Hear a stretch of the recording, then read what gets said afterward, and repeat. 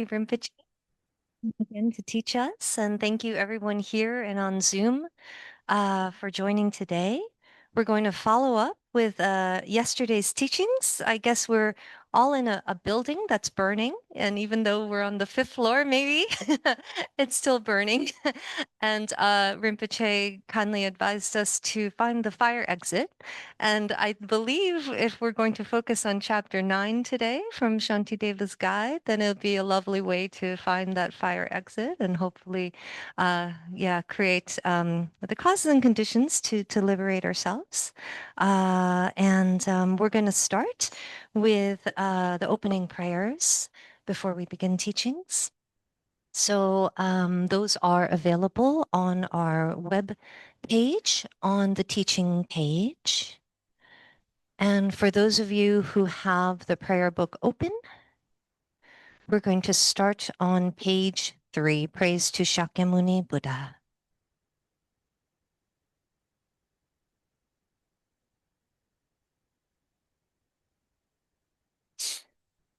Guru, teacher, Bhagavan, Tathagata, Arhat, perfectly complete Buddha, perfect in knowledge and in good conduct, Sugata, knower of the world, supreme God of beings to be subdued, teacher of gods and humans, to you, Buddha Bhagavan, glorious conqueror Shakyamuni, I prostrate, make offerings, and go for refuge. Guru, teacher, Bhagavan, Tathagata, Arhat, perfectly complete Buddha, perfect in knowledge and in good conduct, Sugata, knower of the world, supreme God of beings to be subdued, teacher of gods and humans, to you, Buddha Bhagavan, glorious conqueror Shakyamuni, I prostrate, make offerings, and go for refuge. Guru, teacher, Bhagavan, Tathagata, Arhat, perfectly complete Buddha, perfect in knowledge and in good conduct, Sagata, knower of the world, supreme God of beings to be subdued, teacher of gods and humans, to you, Buddha Bhagavan, glorious conqueror Shakyamuni, I prostrate, make offerings, and go for refuge. When supreme among humans you were born in this earth, you paced out 7 strides, then said, I'm supreme in this world. To you who are wise then I prostrate. With pure bodies formed supremely pure, wisdom ocean like a golden mountain, fame that blazes in the 3 worlds, winner of the best, savior to you I prostrate. With the supreme signs, face like a spotless moon, color like gold, to you I prostrate. Dust free like you, the 3 worlds are not, incomparably wise one, to you I prostrate. The Savior having great compassion, the Teacher having all understanding, the field of merit with qualities like a vast ocean. To you, the one gone to thusness, I prostrate. The purity that frees one from attachment, the virtue that frees one from the lower realms, the one path, the sublime pure reality. To the Dharma that pacifies, I prostrate. Those who are liberated and who also show the path to liberation, the holy field qualified with realizations, who are devoted to the moral precepts. To you, the sublime community intending virtue, I prostrate. Do not commit any unwholesome actions. Engage in perfect wholesome actions. Subdue one's own mind. This is the teaching of the Buddha. A star, a defective view, a butter lamp flame, an illusion, a dewdrop, a water bubble, a dream, lightning, a cloud. See all causative phenomena like this.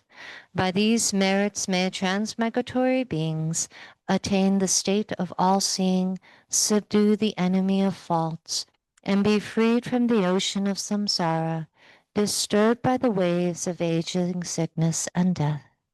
The indescribable, inconceivable, and inexpressible perfection of wisdom, unproduced, unceasing, the nature of space, object of the uniquely knowing transcendental wisdom, to the mother of the victorious ones of the 3 times, I prostrate.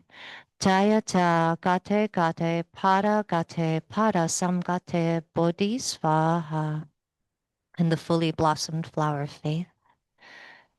Padma Sambhava, embodiment of all gurus, devas, and dakinis, great Kempo Shantarakshita, and the Dharma King Trisong Detsen, Nupchen Sangye Yeshe, and Nyangre Yima Ozer. To you, the five pioneers of the Kama and Terma, we pray. Sachen Kunga Ningpo, who is Vajradhara in person, Sonam Semo and Drakpa Gyaltsen, Sakya Pandita and Chogyal Pakpa. To you, the five founders of the Sakya order, we pray. Marpa Lodro, who is one with Hevajra, Great Milarepa, Peerless Gampopa, Karmapa Dusum Kempa, and Sonam Drakpa, protector of beings. To you, the five founders of the Kagyu tradition, we pray. Glorious Atisha, the same as Buddha Amitabha, Dromtom Gyawe Jungne, and Chengawa Sulchimbar, Potoa Rinchen Sel, and Puchunga Shonyu Gyaltsen. To you, the Kadampa's five great spiritual guides, we pray. Venerable Tsongkhapa, who turns the wheel of Buddha's teaching, Gyaltsab, Lord of Dharma, and Kedrup Gelek Pal, Gendun Drupa, and Panchen Choki Gyaltsen. To you five, the emanation of Manjushri and his heirs, we pray. May we and all others enjoy a long life without illness, and may our lives be meaningful and one with the Dharma. By following these supreme spiritual guides, masters of all traditions, may we quickly attain the perfect state of enlightenment. May those noble ones who uphold the non-partisan teaching of Buddha live for hundreds of eons, and may their activities increase in all directions. May the Sangha increase, and may the study and practice of Buddha's teachings spread and grow. May the whole universe and its three worlds be flooded with the sunlight of auspiciousness. And then we'll skip to the short mandala offering on page 12.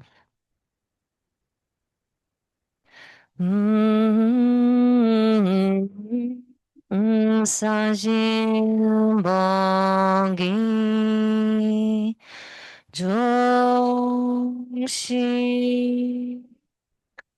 vento jam li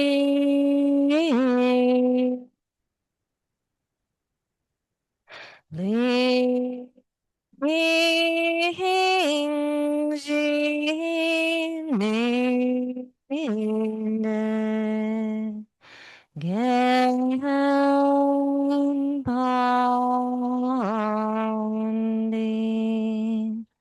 Song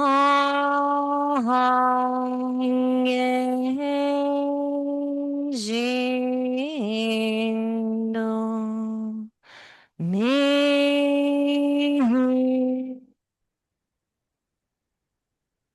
Oh, I don't go now. Dang Jing La Chom Pa Shom Jetson Lama Dambang Nam Hamgi Cho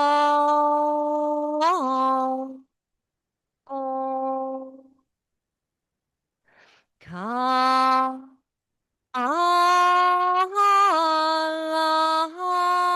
Kien Se Cho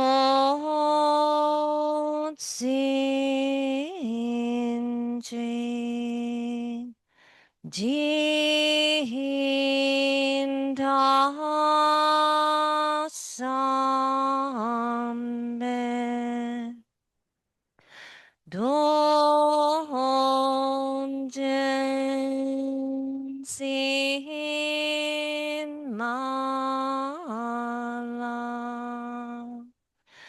Samye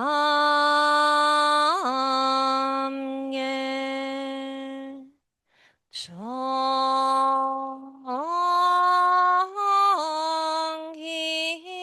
Shamba Amto Solidam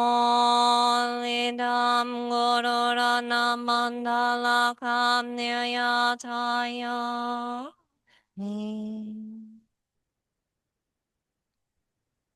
Angye Chontan Soki Jongnam Jangchu Badu Dagni Kyapsoji Dagi Jonyengi Besonam Ki Chola Pancha Sangye Jopa Shok Sangye Chodan Soki Jongnam La Jangchu Badu Dagni Kyapsoji Dagi chonyengi besonamki trala pancha sangye jopa shok sangye chodan soki jongnam da jangchu badu dangni kyapsuji Dagi chonyengi besonamki trala pancha sangye jopa shok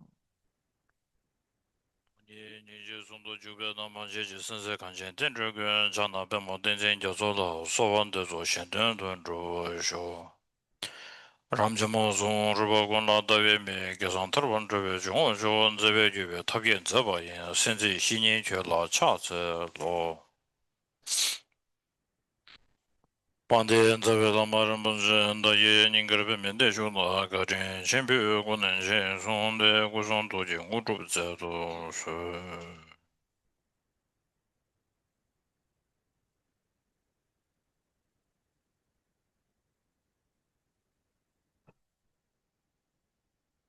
Tango Bulugi, Ani, Shumdendena, Ani, Pejin, Uma Zawashir, Taliu Tamadena Lola, Ani. 다 리서치 뭐 손에 망고 진낭베 타마델라 아니 관계 투지 일손에 따와 탐지 방배치를 담배 쉬는 된저베 고담 켜라 차제로 어세제 아니 좀 된들라야다 거진 템베톤에 아니 켄제 뉴스 세네라 아니 좀 된데기다 가르서 그래 에좀 된데 계란게니 아 디세베 아니 녀모 탐제 세바 디세베 동행 탐제 빵토바 딘지기 아니 최지 송바데 아니 신도가 딘체 세제네 되자지도와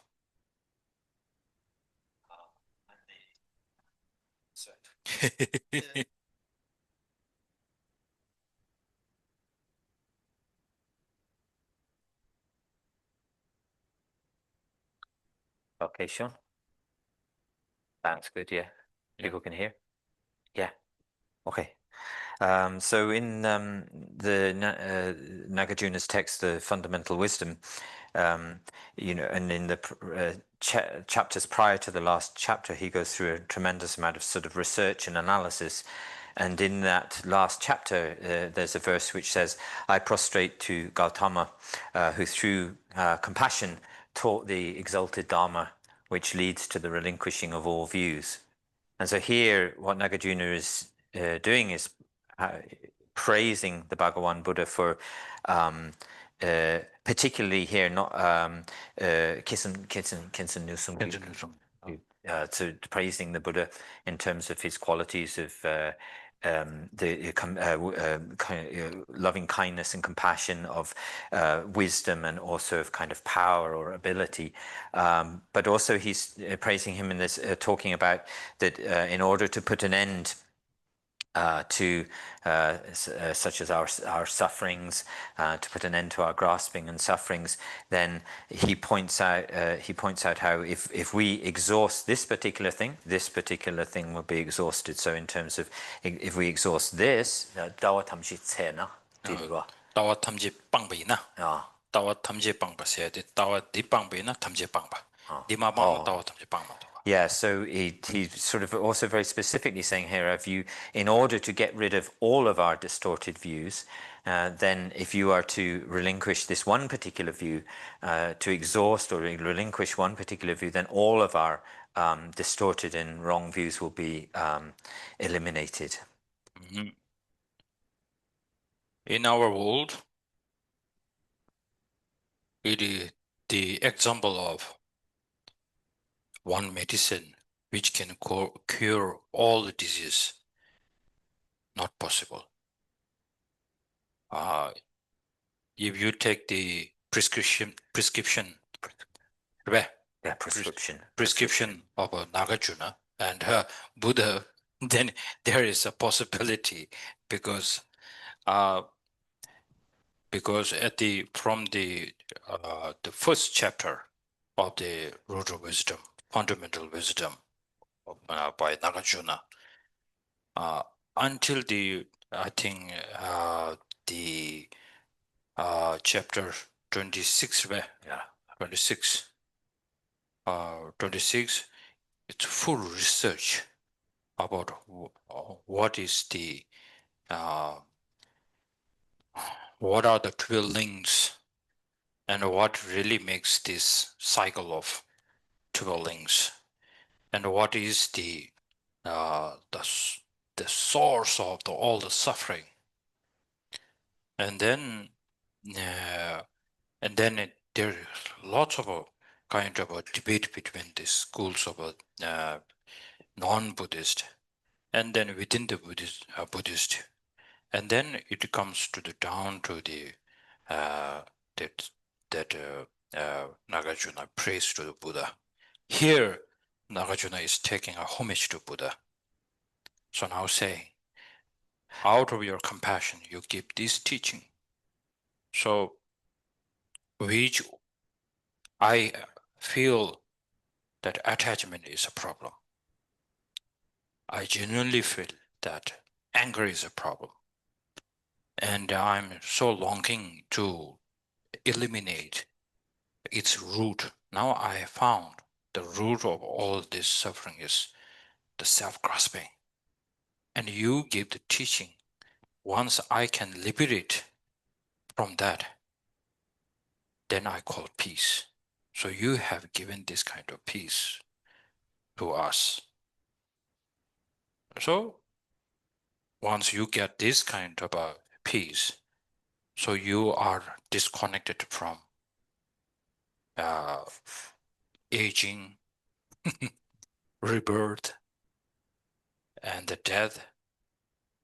All this problem is gone.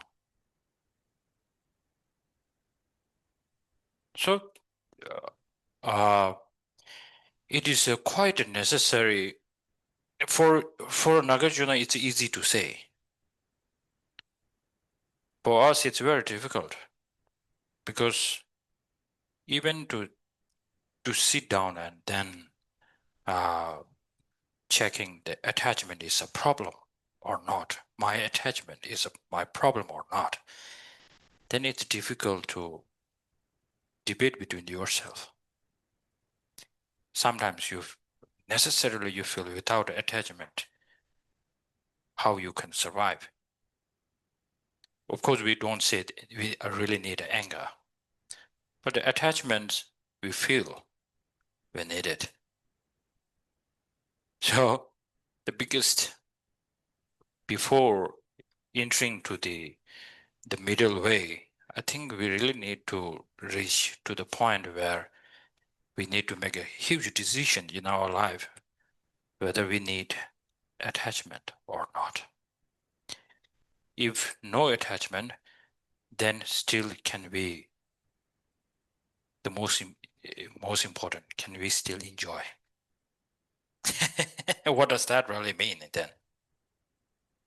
Can you go to your favorite restaurant without an attachment? Can you still enjoy your pizza or pasta? So that's it. Necessary. That's what we need to think very carefully with the attachment and what are the so much kind of disadvantages that will bring up.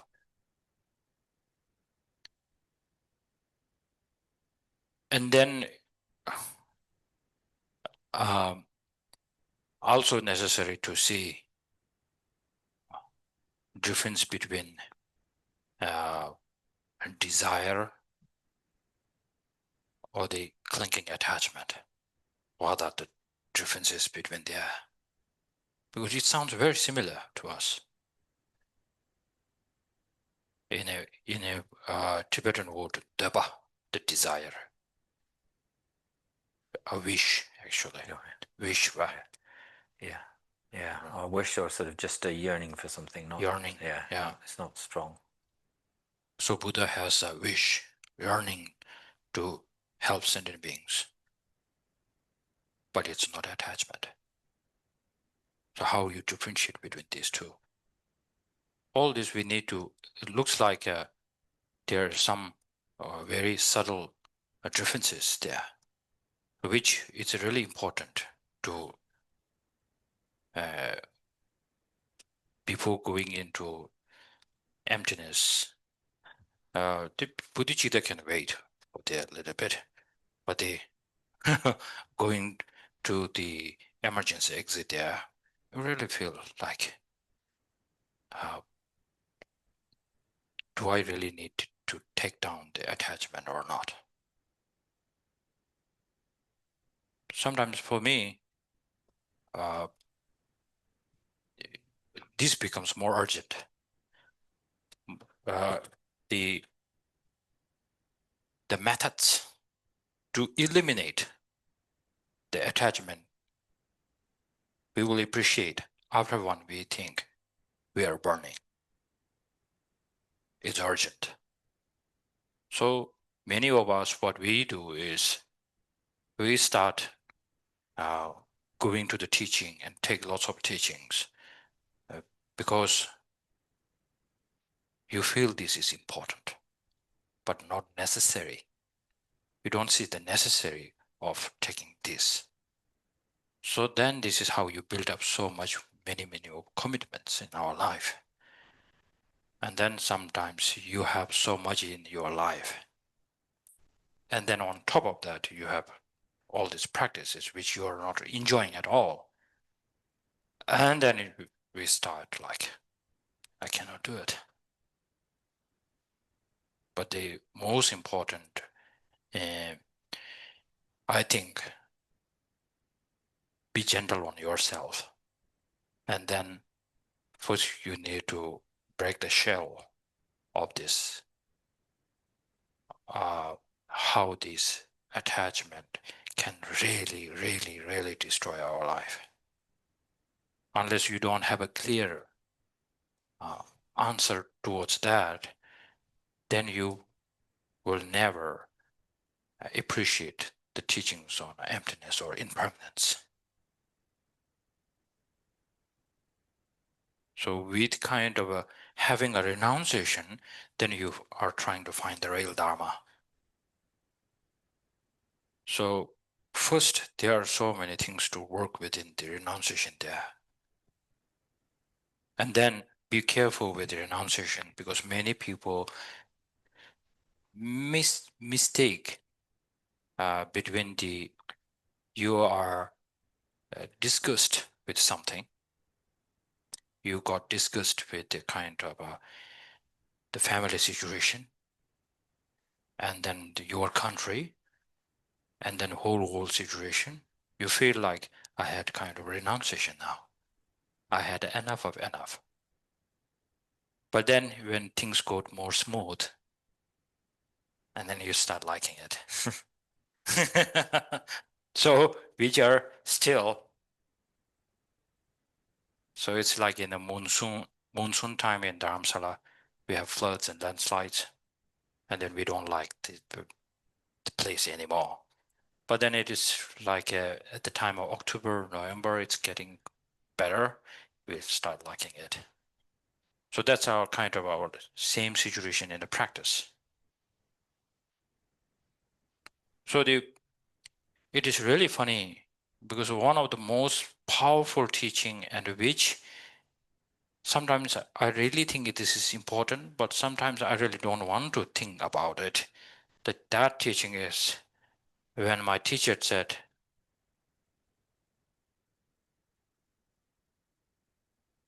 the whole problem, that whole suffering that you have in the samsara is because we are born into this, the rebirth. And then I felt this is 100% true. 100% true, but there's a lot of problem to think about it.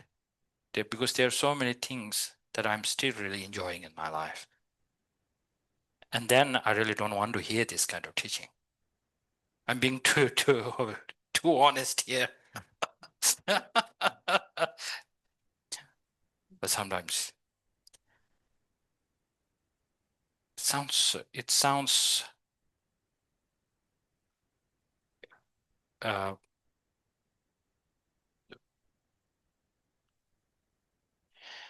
isn't it so funny to hear that if you're really enjoying your life and somebody tells you that the bad news is you are born in this world, and then I'm not ready to hear this. But the Buddha is the one who brought this highlight, this news, breaking news to us. So that's why the whole the teaching, when we call a liberation, the liberation is when sometimes we go like getting out, getting rid of, eliminate all the sufferings. We say very nicely, but if there's another way to look into this. Eliminating of the suffering means put the end to the rebirth. Then you just feel like, what? That can't be true. I feel that. Still I'm feeling this. So maybe some of you are with me. So it is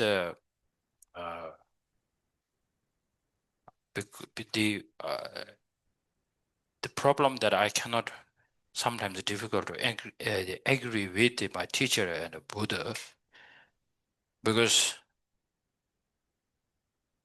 I have too much attachment. Too much attachment to the samsara. And then still I wanted to hear the more teachings on that. Because when I think of death, how much I'm enjoying this life, but then when time comes to the end to say goodbye to this world, and especially if I won a lottery, $1 billion lottery, and I couldn't use anything of any penny of that, then it's such a sad and hard to say goodbye to this world.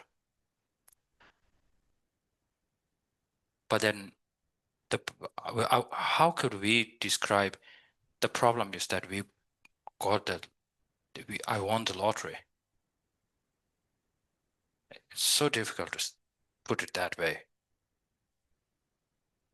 So when we describe samsara,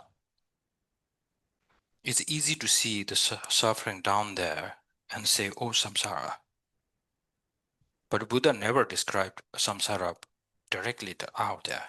His way of describing samsara is the 5 aggregates. Our feeling. Right?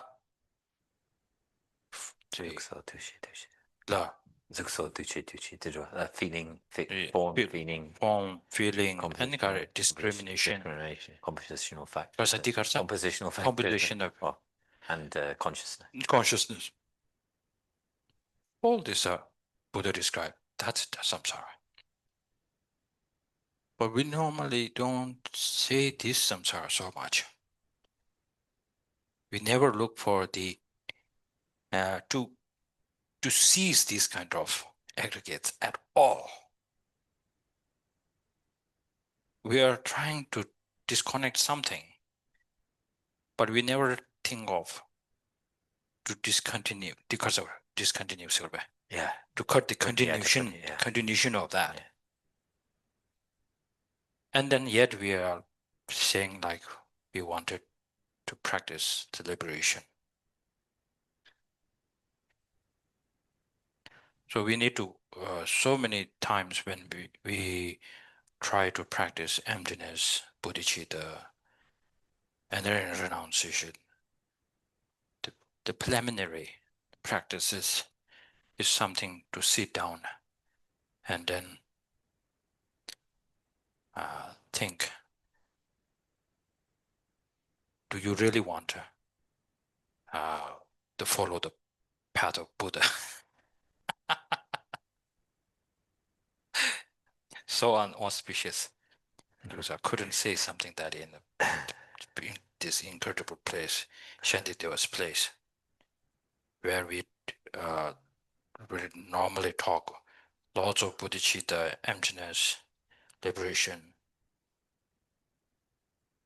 But I'm sharing this with the people who have the same kind of feeling, same kind of obstacles in the practicing as I do. So I thought like this would be a good to bring it up. And then it is so painful for me to hear, for myself almost now. Now I'm in my 40s, and then still, yet not I'm a good practitioner, because I've been listening to the teachings on the bodhicitta, emptiness, a lot. But then the problem here with me is, I can explain a bit, I can repeat as my teacher, but there is not much the feeling, because of, I think, because I really don't recognize quite well what is this samsara and what means the liberation, what to liberate from. I would say I want to liberate from suffering. Very nice. But do you really want it to liberate from attachment? You will say, yes. Then it breaks down. And then there are lots of layers that we need to peel. So, and then if you don't pass through this kind of a test, and then we bring the practice of emptiness directly. Oh, not directly, just practice it. And then it's more like your suffering is here, your method is here. It's not like you're applying this on that. It's like, this is my suffering, and this is my cause of my suffering, and there's a cessation, and there's a method. And then you are always talking about the 4 different things, which is not related that much. So it's necessary here at the beginning when we say the how Nagarjuna praised Buddha Shakyamuni. So he did all this research, how these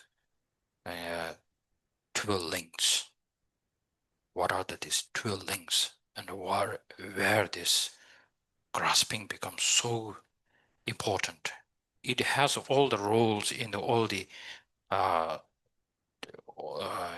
destructive emotions. there is the influence directly. Jealousy, there's directly influence of the self-grasping. And pride, there is the influence of the self-grasping. You name any kind of negative emotions. That's why it's rooted. It's called root. Even we say impermanence. But that's incredible. Impermanence. I am impermanent. Even that time, there's a grasping. So it's really funny. Even now I say, I wanted to become Buddha, there is a grasping. It's funny, isn't it? Even I say, I wanted to practice emptiness, there's a grasping. The grasping is that grasping to the truly Truly existent self. True existence of the self. It's always there. So once you can eliminate that, and then you really don't need to take down one by one of these negative emotions. That's why, as I said in the beginning, the following the prescription of the Nagarjuna and Buddha, they are giving you the medicine that once and all you take this, all the negative emotions, all the suffering, that is destroyed by this one special pill. So that's why Shantideva is trying to sell here.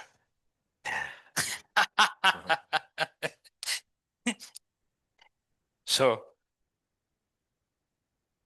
yeah. So now let's look at that. Okay. So now, Simon, you need to help me, okay? Sure. Okay. Try.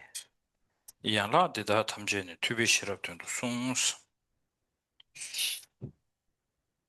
Dikasan roro, romara. Diroya mare. Yangla dida tamjeni tubi shirab tundu sungs edu rujurwa. Yeah. Da di chazanga. Digi de shirab di. Yangla dida tamjeni tubi shirab tundu sungs edi.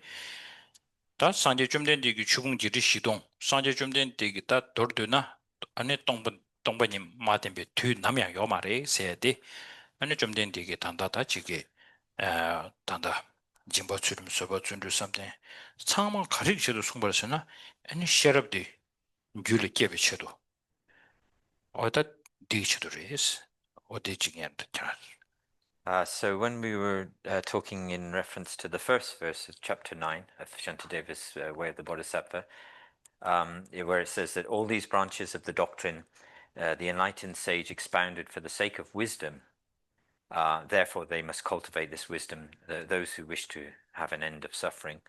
So what this is when he talks about here, all of the branches of the doctrine, this refers back to specifically in this text to the five perfections that Shantideva has talked about, going from ethical discipline and generosity, ethical discipline, patience, etc.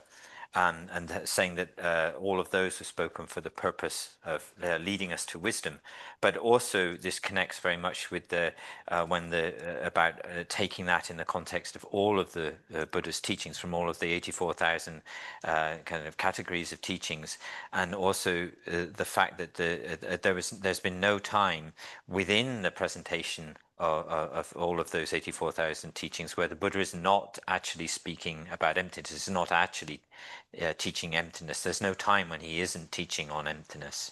So this is how that connects to the first verse that we looked at.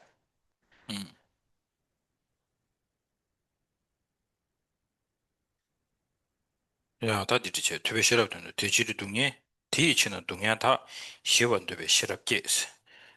다 디인도 잠베 동에 다 시월은 더 금생 가르레스라나스.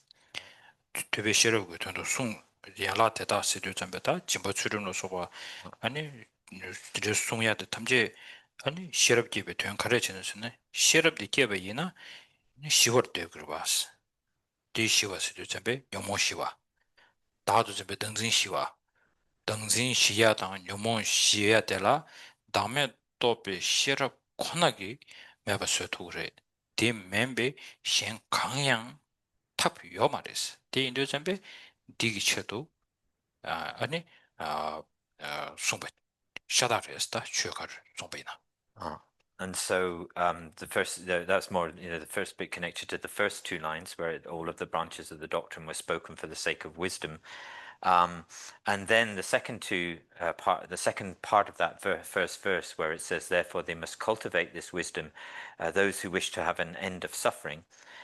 So what is the purpose of, speaking all of those teachings, particularly in relation to leading us through the practices of generosity, ethical discipline, etc., which are all spoken for the purpose of then helping us to generate wisdom?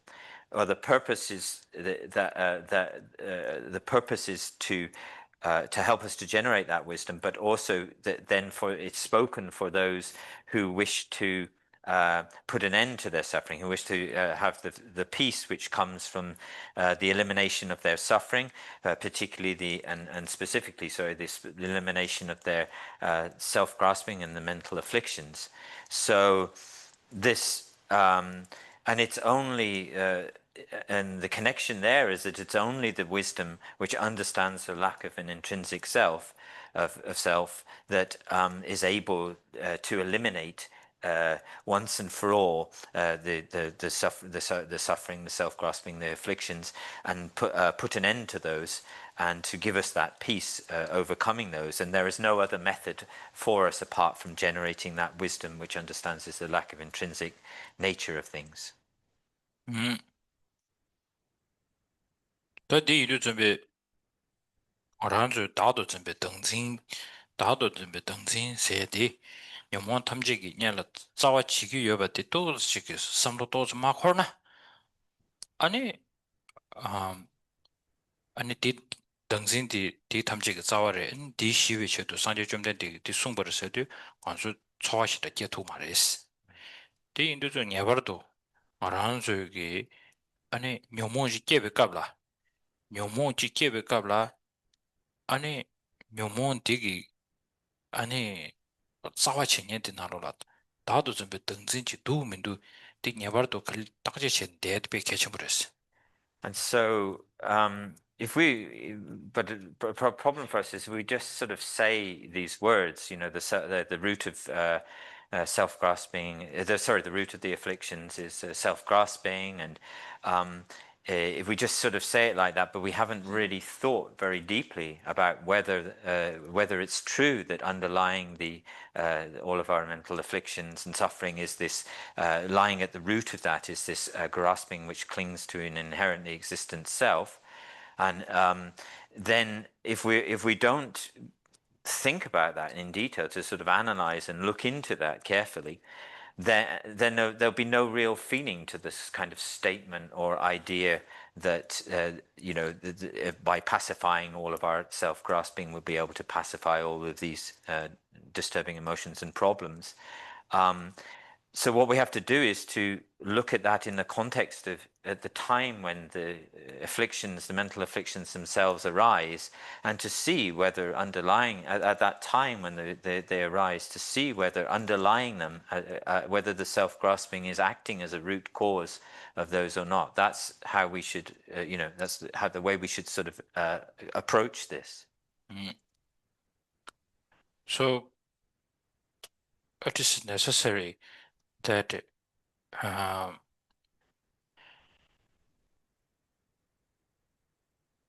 where do we really have the self-grasping? Don't repeat that after Nagarjuna. Don't repeat that after Buddha. There's too much repetition already. We have said it, but do we really feel it? That's the most important part here. many of our practices, something like we read it and felt like, wow, this is really good. I kind of believe. So it's not the decisive belief that you have. It's more like you believe. If somebody says there's an elephant there, and you just said like, I believe in Serkong Rinpoche, and there's an elephant. And then this is not the same thing that we can bring into the practice. So it is necessary that once you have this so much negative emotions, then you feel you're something locked somewhere there. You will given all the other possibilities to bring any kind of happiness, but still you're so locked down there. But you really don't know what you're locked into. But then it is really that you are locked into yourself that call so much grasping to this truly existence of I. We never say this. Normally we say we say like ego, the big I, that I, but we really don't know how that we hold to this kind of I. So that I, that is not the relative I. That's something very solid I, which is, it looks like it's somewhere there. You feel this, it is somewhere there that, or you're holding,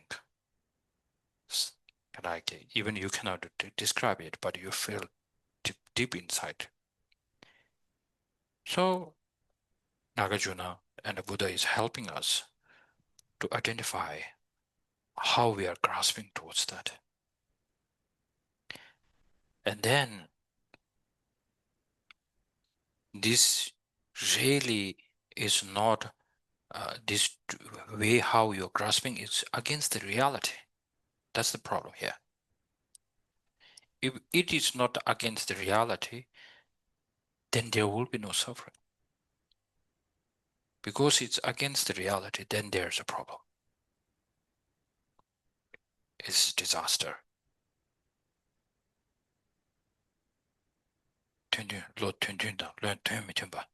저전 로템 메템버지 인자 텔 때네 안 텔야 안에 다도 준비 로티 니루 친지로도 셴바 텔 때네 엔티 왕기 안행아랑 주교라 녀몬도 좀 방되니 기교레스 로 튼튼질 때나 안디 녀몬 기그 말이스 다디 담자로 들어와. So this sort of way of presenting things is to say that when we are sort of viewing things which are in a way which is not in accord with the way they exist, it's counter to the way things actually exist. In fact, is a completely kind of inverted way of seeing things, a kind of almost direct counterpoint to how they actually exist. That then, under the kind of influence of that kind of view and way of seeing things, the whole range of mental afflictions is just kind of queuing up to arise. It's just they're just waiting there to come out. Whereas if we are able to really view things in a way which accords with the way that they actually exist, then this whole process won't occur. So it's very important for us to be able to see whether things are in accord or not accord with the way they actually exist.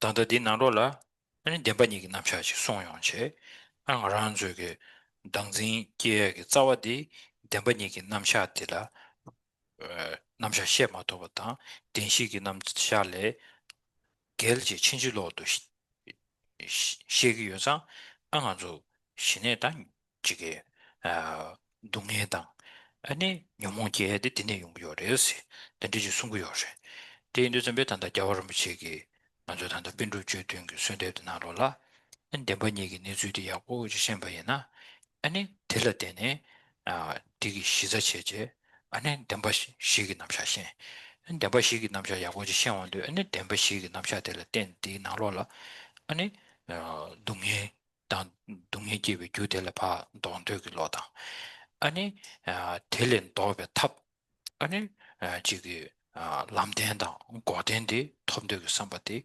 도시케야지 춘이레스 도당레스 어디 단다 비루주든 되거든 right. 어디 And so, in relation to this, this is sort of then brings us to the relationship of that to the two truths, the way of seeing the different levels of these different two truths, the ultimate truth and the relative truth, and seeing how the way in the way in which the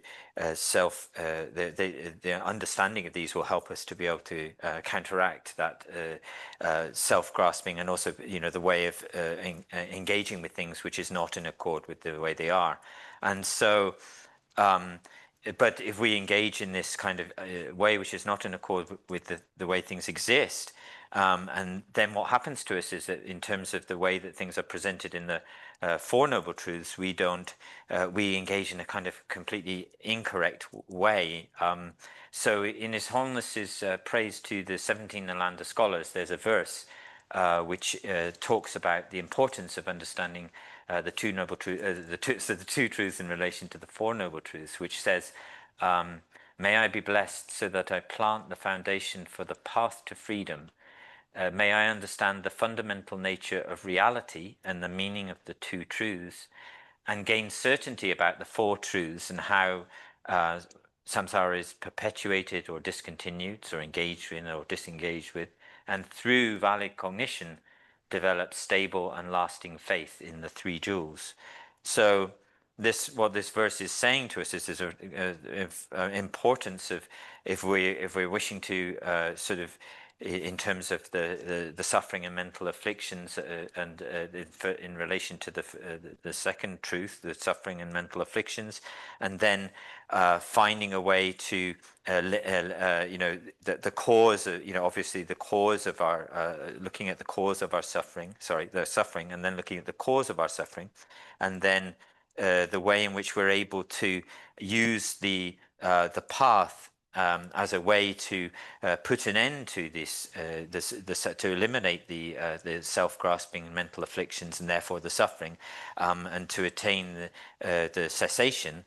So the way in which we're able to sort of liberate ourselves and things through a proper understanding of a proper way of engaging with the Four Noble Truths, which is based in a proper understanding of the two truths. And this way we're able to then doing things in accord with the way they exist, we're able to eliminate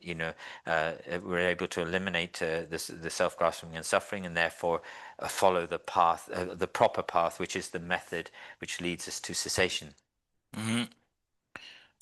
So when we quote His Holiness Dalai Lama's the praise to the 17 Nalanda Penditas, it sounds like first you need to understand true truth, and then after that you will feel more connected to the Four Noble Truths. Then you will have a kind of certainty, a kind of a faith towards three jewels. That's how His Holiness describes. Then here is a problem. Not problem towards His Holiness, but need to be super careful here. The problem is many of the other schools, like when we talk about the Bodhisattva case, they have an understanding of Four Noble Truths, of course, but then they don't have an understanding of the true truths. The true truths, if you talk about the way of Prasangika school, it's far away from that. And then if you look at the lower schools for like, what's that? Vaibhashika, Savatantika. They normally don't describe similar of the two truths like that. They don't have like that. Their understanding of two truths are very, very, very simple. So,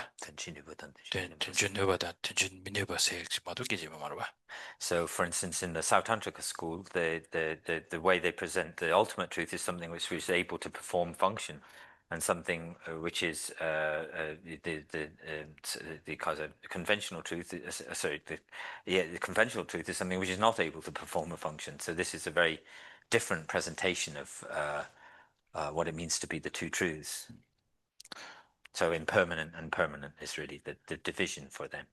So for this reason, without any having a good understanding of the tenet system, and then if automatically you say, I have a strong feeling towards Prasangika school, like we normally do that. We feel like, I love Prasangika school, I love this. So we are not really actually, as when we say the stages of the path, we are going there super fast, like a instant noodle. And then Dodo tells you instant noodle is not good for your health. Similarly, we have this kind of. So where we say Buddha is so skillful by giving this teaching of the four tenet systems. He said we don't need more than this, and there shouldn't be less than four tenet system. This is accurate. So it's not only to like there are four different schools for four individuals. This is a school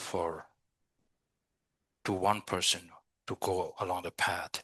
They need to have that kind of understanding. And then they will know in which category, in which school they belong to actually. But now, in our world,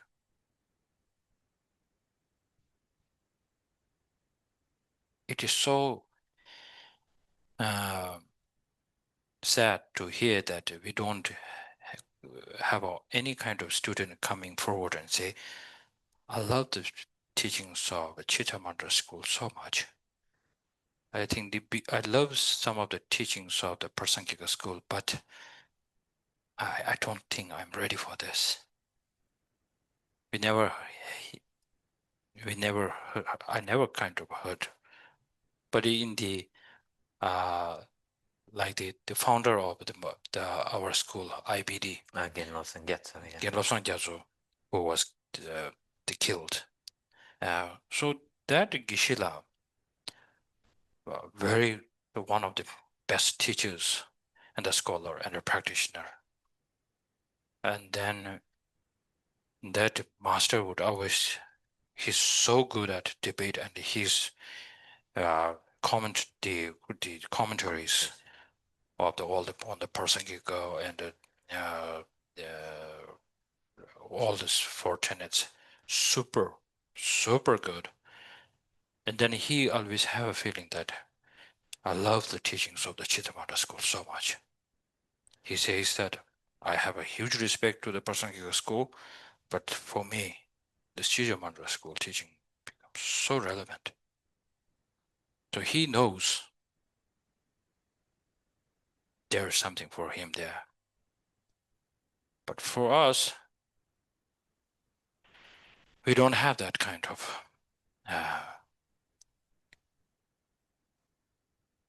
it's more like you are taken to a restaurant and forced by your friend, good friend, saying, this is the best. This is the best. You should order this. no regrets. So then later you find out, after maybe such a long time, after eons and eons, and you kind of coming to the restaurant and you choose this, why didn't I order that from the beginning? So same story here. So we don't have that. So this is why we are actually losing this kind of investigation, where Buddha has taught saying, don't rely on a person. Rely on a person. You should rely on my teaching. The teaching. My teaching is the four tenet system. And then we are just jump very quickly to the Prasangika school. And then on the Tantra. So here I think, and then many of us, we are somewhere lost in the Dharma. You shouldn't feel lost in Dharma. You can feel lost in forest. But this Dharma is like you need to hold the ground.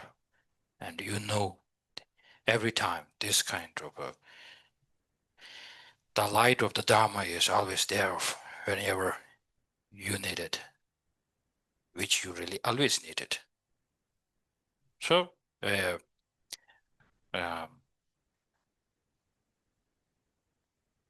so this way here, what we are skipping, one of the huge chunk of the Dharma is the tenet systems.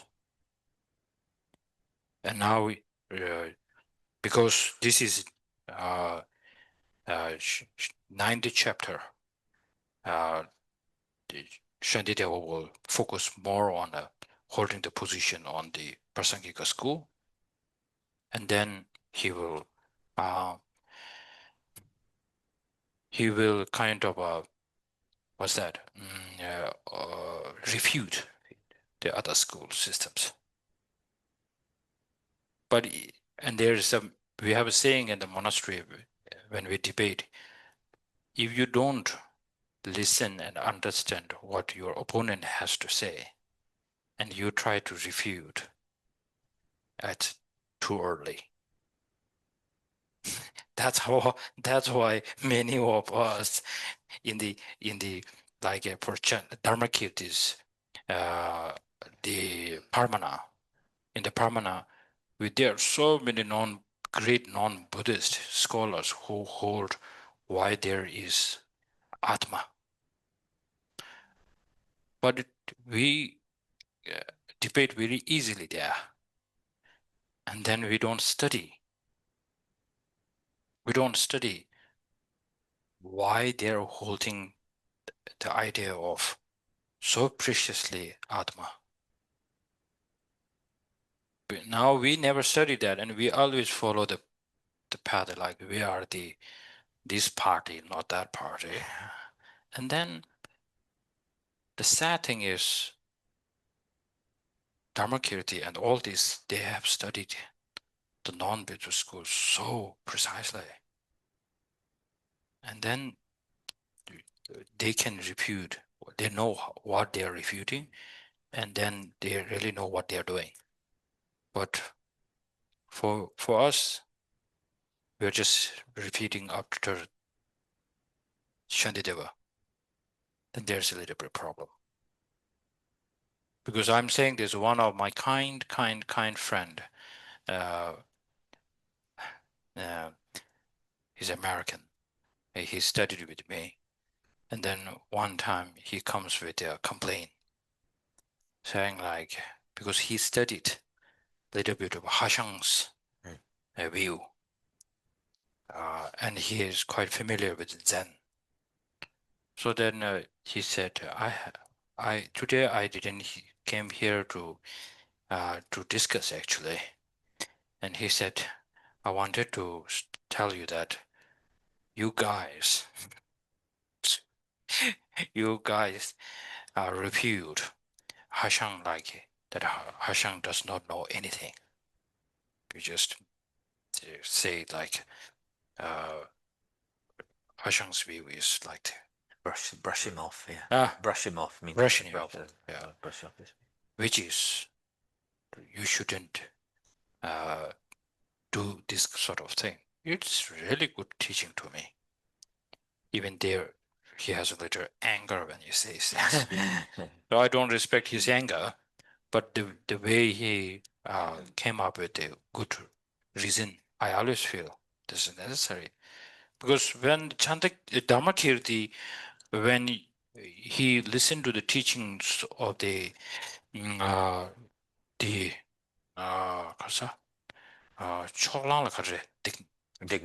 Dignahak teaching, he couldn't understand quite well. And then he studied not only with his teacher, but he studied with the non-Buddhists. And then they have saying that he prayed that in the next life I could one of his predecessor, that he always thinks like, may I could listen more onto this kind of a teaching, so that I have a more clear idea of how to refute that. So it's necessary.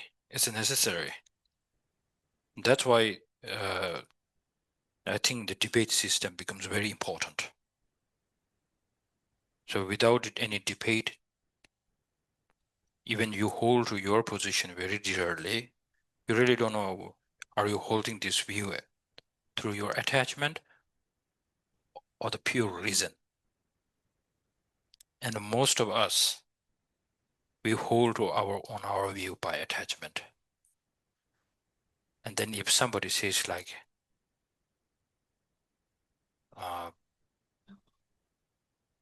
I don't believe in karma, and I don't believe in this sort of thing that what Buddha talks, and then automatically you feel like hurt. And then you cannot describe well. But then you automatically hurt means that there's a little bit of anger comes out. Isn't it? If somebody in front of me, if somebody criticize His Holiness Dalai Lama, and then automatically I will not feel compassionate or feel sorry for that person. Automatically I will gain so much anger. Because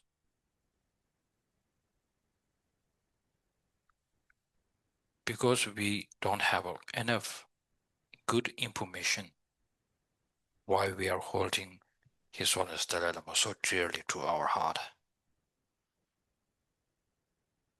We hold it because like he's really important. Yes, he's really important, very, very kind, very precious. But then somebody says like, nope, he's not precious. He's not like that. He's not like that.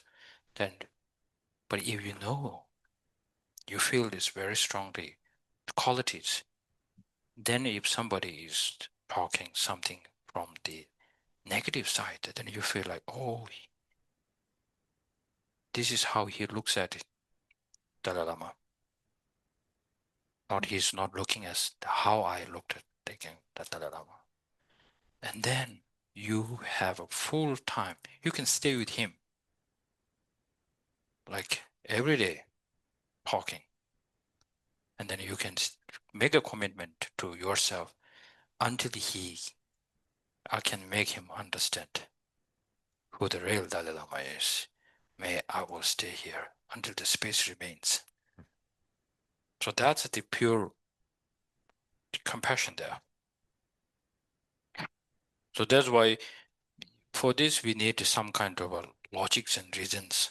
Otherwise, just listening to some of the teachings and you feel like, oh, this is so good, that's not really enough. Because it does not give good understanding, and which is supported by reasons and logics. So that's needed. Yep. So now, 제장 다 딘낭로를 단다. 단다 디기. 덴바니 셰바 텔 때네. 안 딘시기 내로 셴고 해야지. 다 좋으데. 튕규비기. 독시샤 지는 로베이나. 안디 코데고요리스. 지단에 가르쳐 그래. 대바시기 남샤 야고지기 예수 셴발라 아니 디니가 남샤 셴고를 세야디 캬바케요 말했어. So here, in this very specific context that we're talking of, then it's saying that in order to really have to really understand and be able to engage correctly with the Four Noble Truths, then we have to have a very clear understanding of what the two truths are and what they mean. And this is this very specific context of Prasangika Madhyamaka. So this is sort of understood in this context. But actually, it's probably very difficult to say that in order to have an understanding of the Four Noble Truths, you have to have understood the two truths as is presented by the Prasangika Madhyamaka school. That would be, in general, that would be not a necessity to have a good understanding of the two truths in order to understand the Four Noble Truths. It's until 5 o'clock? 5 o'clock, yeah. Right. It's 5. Yeah. Anybody needs a kind of break? You need a break? We can take a 10 minutes break. Or you want me to continue? There will be a break. Right, yeah. Yeah. Break. Eventually. Okay. Yeah. When some sort ends. Okay, then I continue, okay? Okay. Yeah. 다 되네. 군주단 되는 덴바니스 되스. 다 덴바니 된 세제 많이 벌로 관계 좀 맞도보다 다 딩년이야. 대화도 될 수 있다긴다.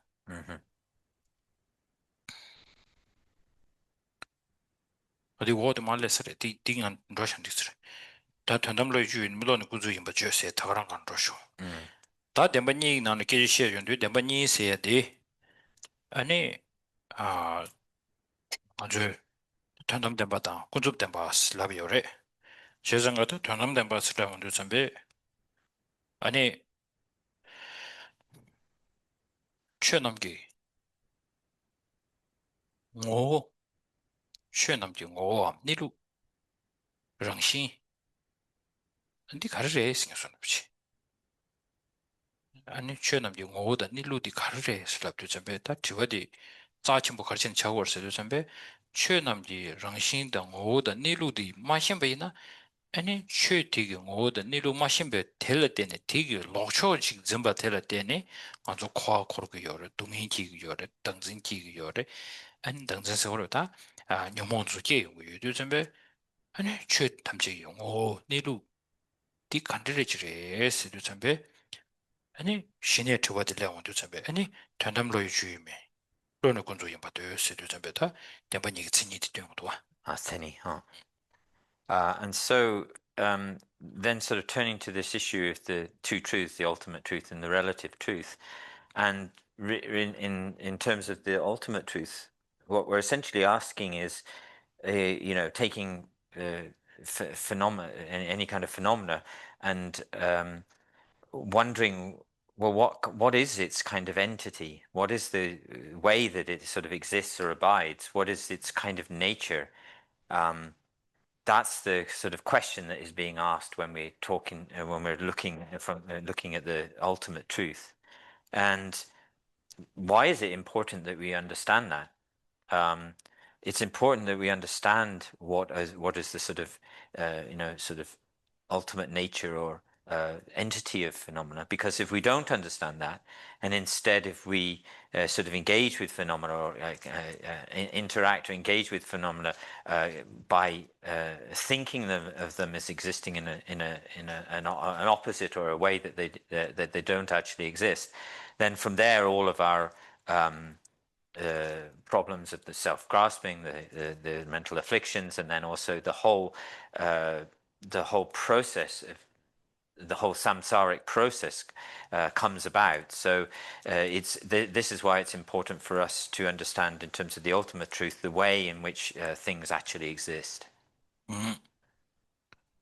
다 제장가 전담된 바 세디 아니 최 탐지기 랑신 니루 선도데 간데 집지요래 시도 참배 아니 고랑기 뇌에도 수여반나 신지 아란절로 철그 요래데 나야라 든지 능그 요래 진야라 든지 진그 요래데 나와다 짐번내신 자원니니 고랑기 뇌에 또 수여반나 신지 자원니네 요 말해 딘니루 레슬라다.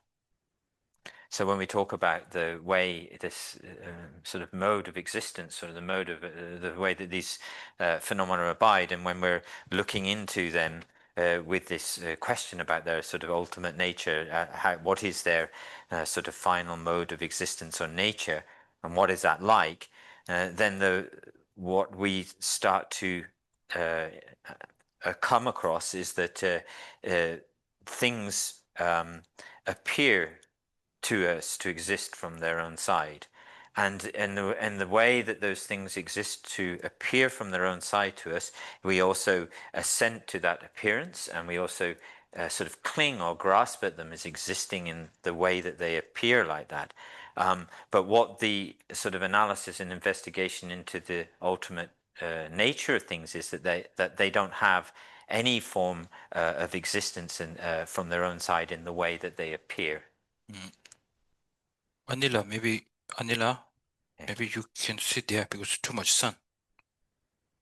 Okay? It's hot. It's very hot. It's very hot. Maybe change here because the topic is so hot. And then sun is hot. so hot. Maybe you can move there, near to Jennifer. It's good? Yeah.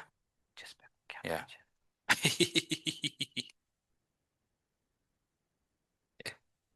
Yes. Oh, that's better. There you go.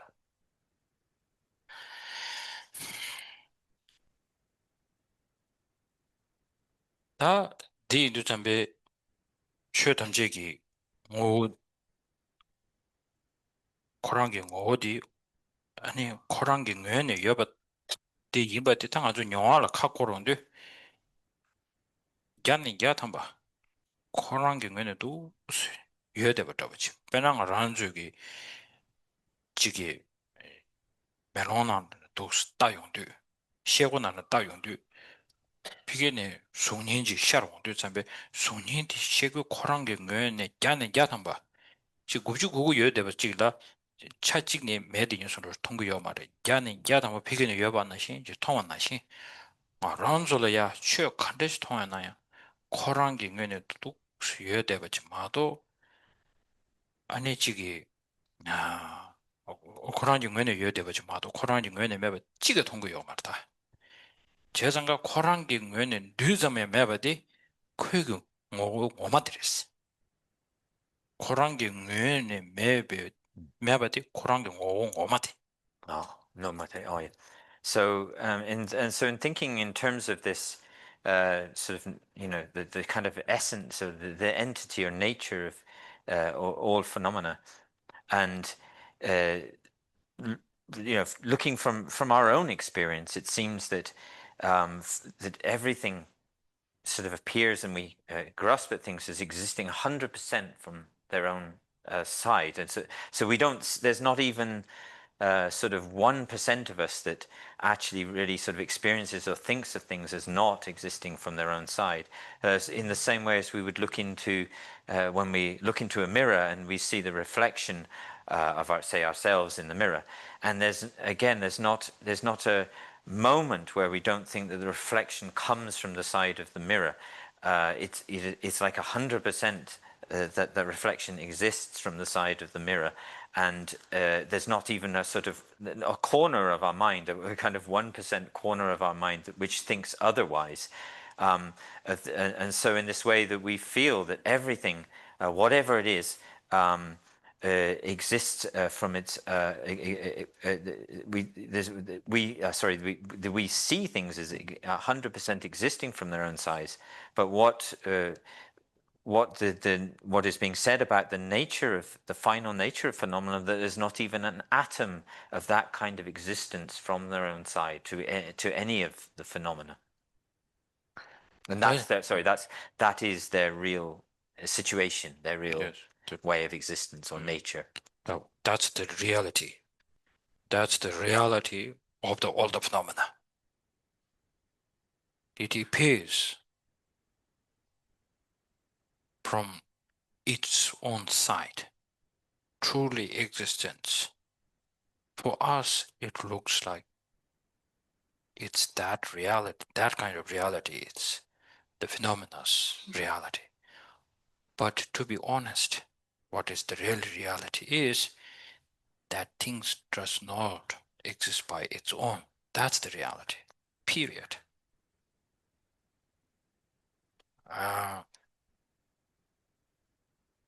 So now because there are two truths, not only one truth, then there are two ways of mind which is investigating, or which two levels of investigation. Two levels of investigation. The talking law. The mind which sort of realizes or understands phenomena, there are kind of two different levels at which it understands or knows phenomena. There are two levels of that. So, because we need to have two levels of the understanding of the mind, because there are two levels of the phenomena there. So once there is a great danger if we say things does not exist by its own, then the problem will be like, if I'm that confused, then will that be okay to say whatever I'm thinking, feeling, all these functioning things in the world, have I gone mad completely? That will be the biggest question. So then we need to talk about two levels of understanding of phenomena. The one is the ultimate truth, and then one is a conventional truth. So that is here the Shantideva is telling us maybe I will put it this way, maybe some other schools will not agree with me, but today is my day, so so we can put it like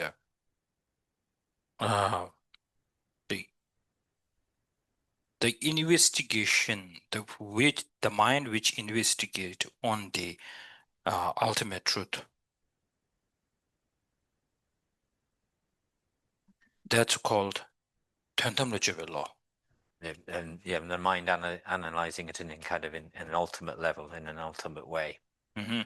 So we shouldn't mix up with that to the Kunzula law. And so it shouldn't be mixed with the ultimately analyzing sort of mind, which analyzes in a kind of ultimate way, should not be mixed up with the mind which analyzes in a conventional manner.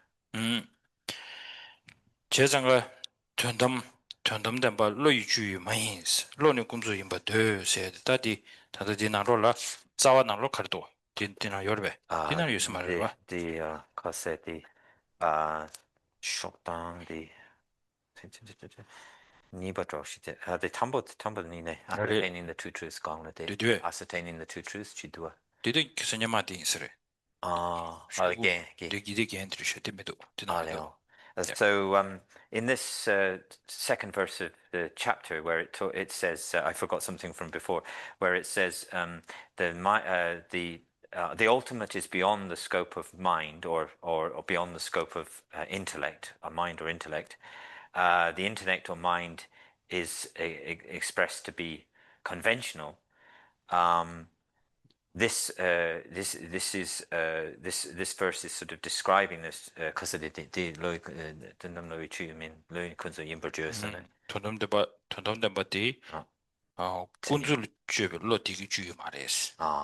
then it's and so in relation to this verse, what this verse is actually doing is describing to us the definitions of the two truths, and what it's saying to us here is that the ultimate is not within the scope of a mind which is analyzing on in a conventional relative way.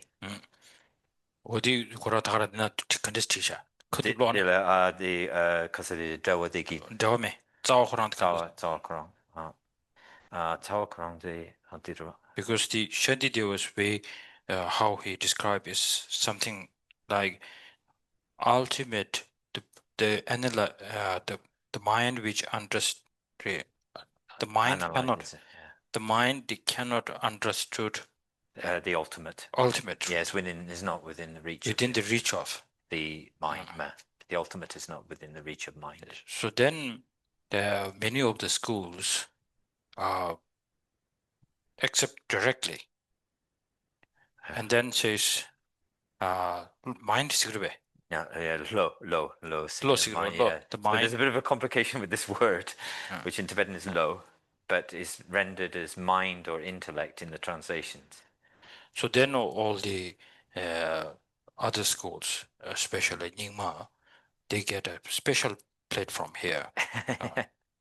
So then they say, that's why Rigpa is more important than the law.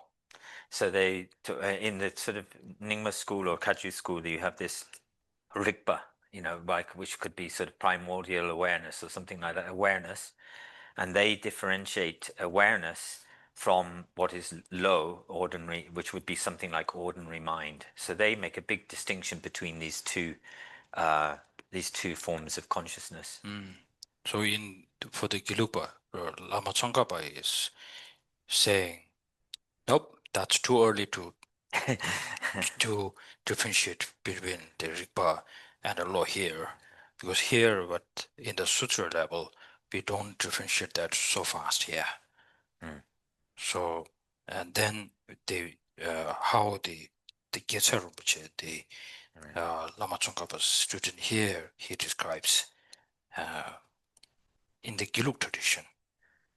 So, which is 제상가 하다 군주로 주베 로디게 된담로 주기요 말에 된담로 주베 로디게 군주 주기요 말이스. So this way as it's described here in this system is that the conventionally analyzing mind is not able to sort of realize or understand the ultimate, and the ultimately analyzing kind of mind doesn't engage with the conventional relative.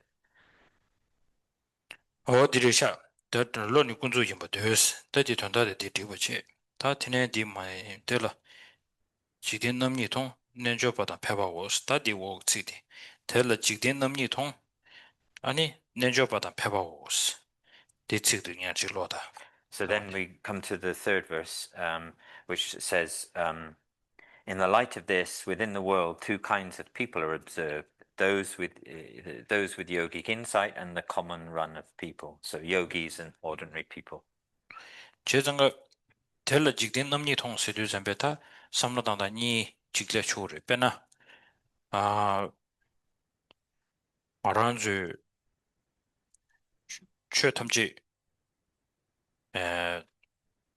더 랑신기 매버 랑신기 주버 두점 매나양 아니 당동에 최 간대지인베네 군주도 여추그래 타니도 여추그래 아니 때네 따고성기 여추그래 세게 통당직 디 따단다 우마 튕규베기 파베기 제도 주마다고 식당에 토네 개발 파당 직된 통당직. So there are two, and then when it mentions here the yogis or the ones with yogic insight, and then the common people or worldly or ordinary people, there are sort of perhaps two ways of understanding this.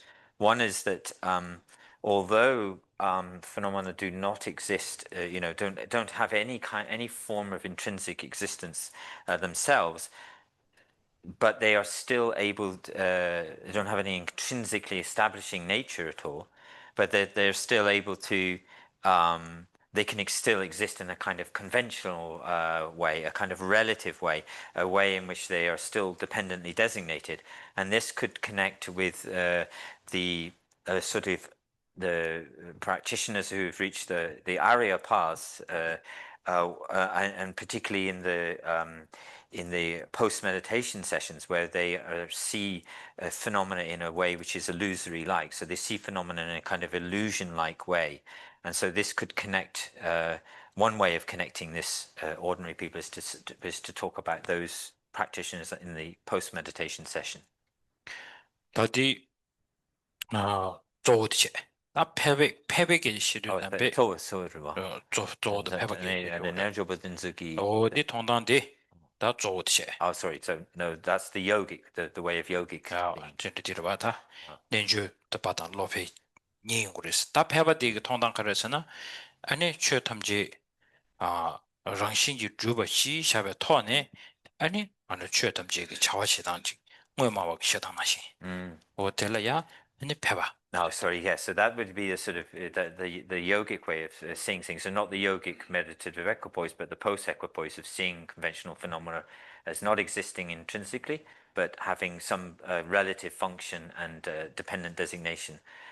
Whereas a way of interpreting what we say here as the ordinary could be those who, in their presentation of the nature of phenomena, present them as existing, in having as all phenomena of having intrinsic existence, but still in some way having denit up its and do some because of the ranjingi trubunayans and kalse ranjingi trubunayang and so they're still, so conventional phenomena are still able to exist, they're still able to perform functions. So this ordinary people here could refer to those kind of tenet holders who accept that things have to have intrinsic existence, but still are able to kind of function, exist, and have some kind of conventional reality. So two kinds of presentation. So Rinpoche will say that includes us in there. So we have a special reserved place there. So Chöjen Tunang said, how do you translate? Having taking a common subject. So when you have ni, so having it's a subject in the text called having a common subject. Take two people in a discussion having a common subject, having a So it is we are talking dirwata ngazo chöjen chigi 게제티 시기요래. 최전지 게제 시온도 전에 지기 랑신기 루이비기 땡니 짱냥 게제 시기요래. 지기 랑신지 모두고 시샤톤 게제는 시기요래. 두스타도 콜리아 최전 투문도 여베선도 요래데. 다 삼로지 담배는 최전 투문 매딩 선없이. 삼로 다운도 전에 가전스네 시고랑 지기 매딩이 시딩이 선도질라 지기 시디 여딩이 시딩이 선도지 군인이기 뻐르려야 다 투몽기 더바체세기 시지 말아딩이 선도지 요레스 저버텔라. So the complication is when you're having these kind of discussions or debates between two people, one and what they're doing is taking a particular phenomena as the subject of their discussion and debate, but then you've got one group of people who are insisting that that particular the way they're approaching that particular phenomena is that it has it has an intrinsically established nature to its, and then you have the other sort of protagonist who is who accepts or believes that phenomena, sees that phenomena in the light of having not even an atom of kind of intrinsic nature. So although in some way we sort of think like they're talking about the same thing, they've taken a subject to discuss and they're talking about the same thing, actually when you've got these two presentations, when you get down to the kind of real root or foundation of what's going on in this discussion, where you've got one which is, you know, they're talking in very opposite terms about the kind of way in which that phenomena actually exists. It almost seems like there isn't actually a common sort of you know, point of conversation or discussion that's going on because of the two strong views about the way that the phenomena ultimately exists. So to make you much more understandable, I need this help of this flower. So now we all are looking at this flower. And then, so now I'm kind of talking on the level of the Prasangika school because I'm the better one. So I will hold to the, what is this true identity? The true identity. The entity of something. Entity of this flower. So I will say the flower which does not exist by its own, that's its truth. And then there will be another school which is saying like, you are holding to the flower which does not exist. That's the debate actually. Because if I say the true nature, the truth of this flower is that it does not exist by its own. But you're looking at it exists by its own. Look at that. So the other person is thinking that I don't understand this flower. And then the debate is whether we have something in common. Looks like we are fighting for one flower, but then it is not it's a very big debate whether we are debating whether there is a flower or not. It's really funny. But then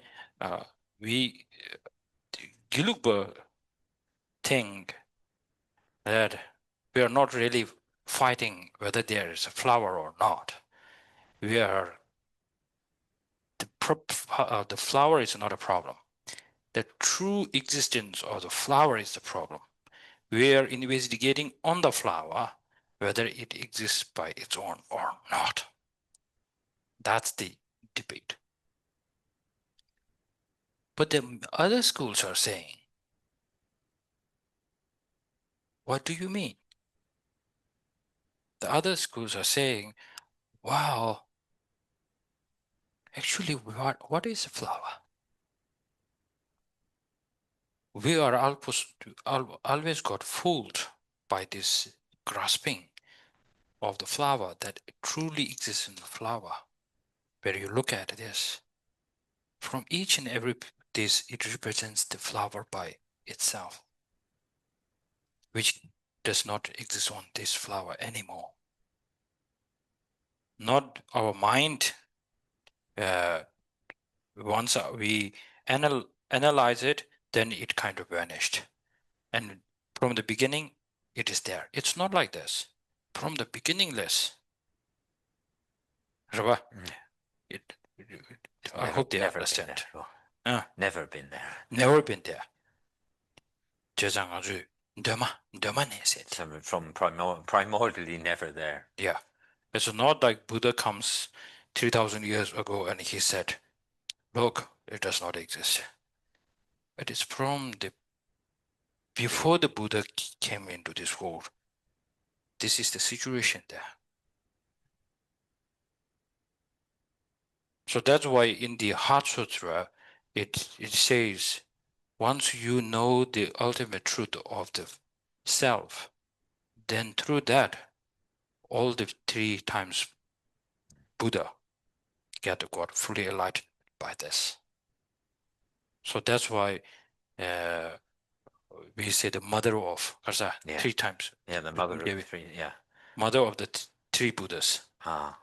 Right? That's it. Tusum Devi Yum. Yeah. The mother. Yeah. The conquerors, which are the mother of the 3 times. 3 times. That's there in the Heart Sutra, isn't it? Yes. That's why. No, the mother of the Buddha of the Buddhas of the 3 times. Yeah. Repeat that again. Yeah, the mother of the Buddhas of the conquerors of the 3 times. So because through knowing the truly what is the truly existence or not, by differentiating this, then Buddha has got the fully enlightened. So that's why this ultimate truth, it is known as the mother of the 3 Buddhas. The Buddhas of the 3 times. The Buddhas of 3 times. So the flower is very important. No, just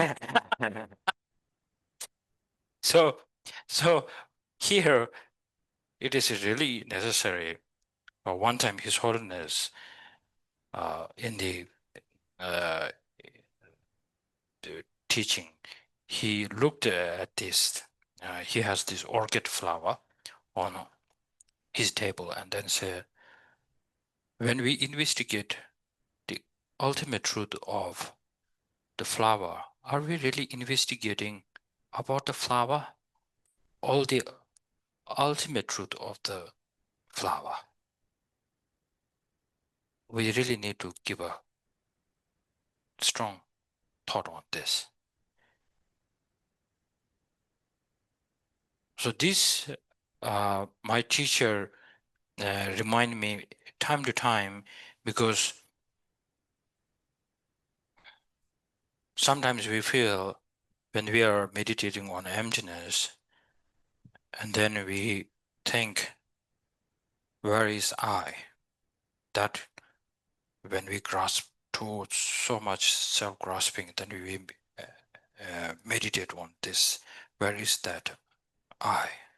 That from the 5 aggregates, through the 5 aggregates, it gives us to answer, I'm here, I'm here, I'm here. But then you really investigate within the 5 aggregates, you cannot find I. No single atom atom of I is there.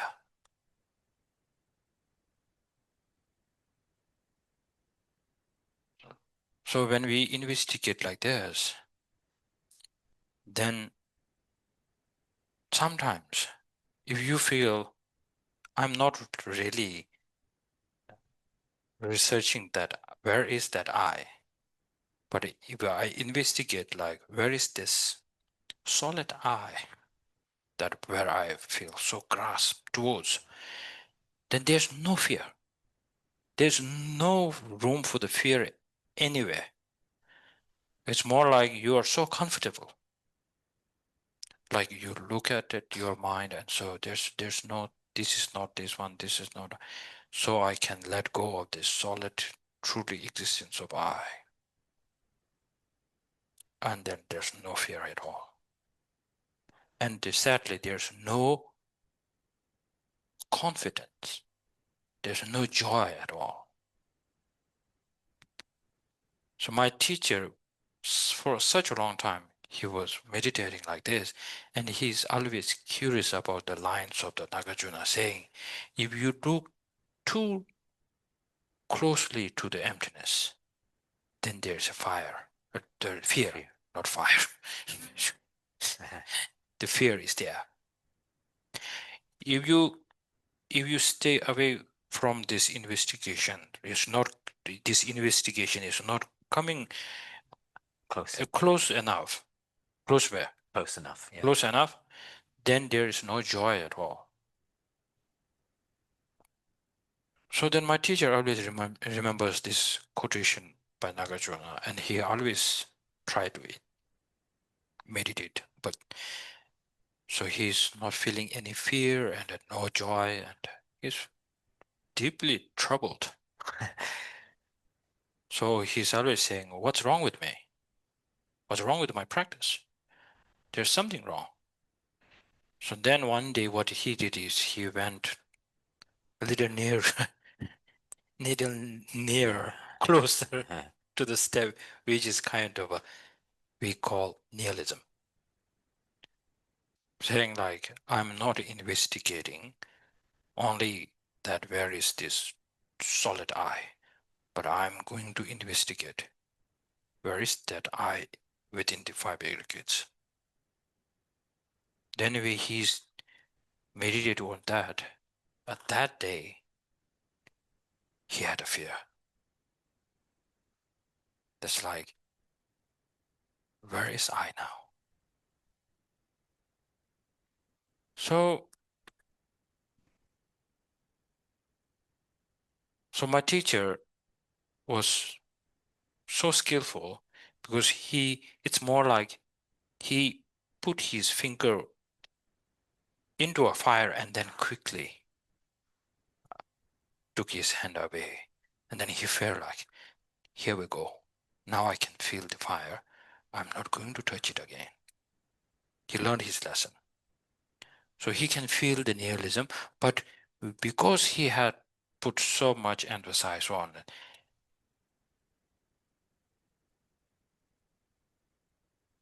he has huge refuge and respect to the dependent origination.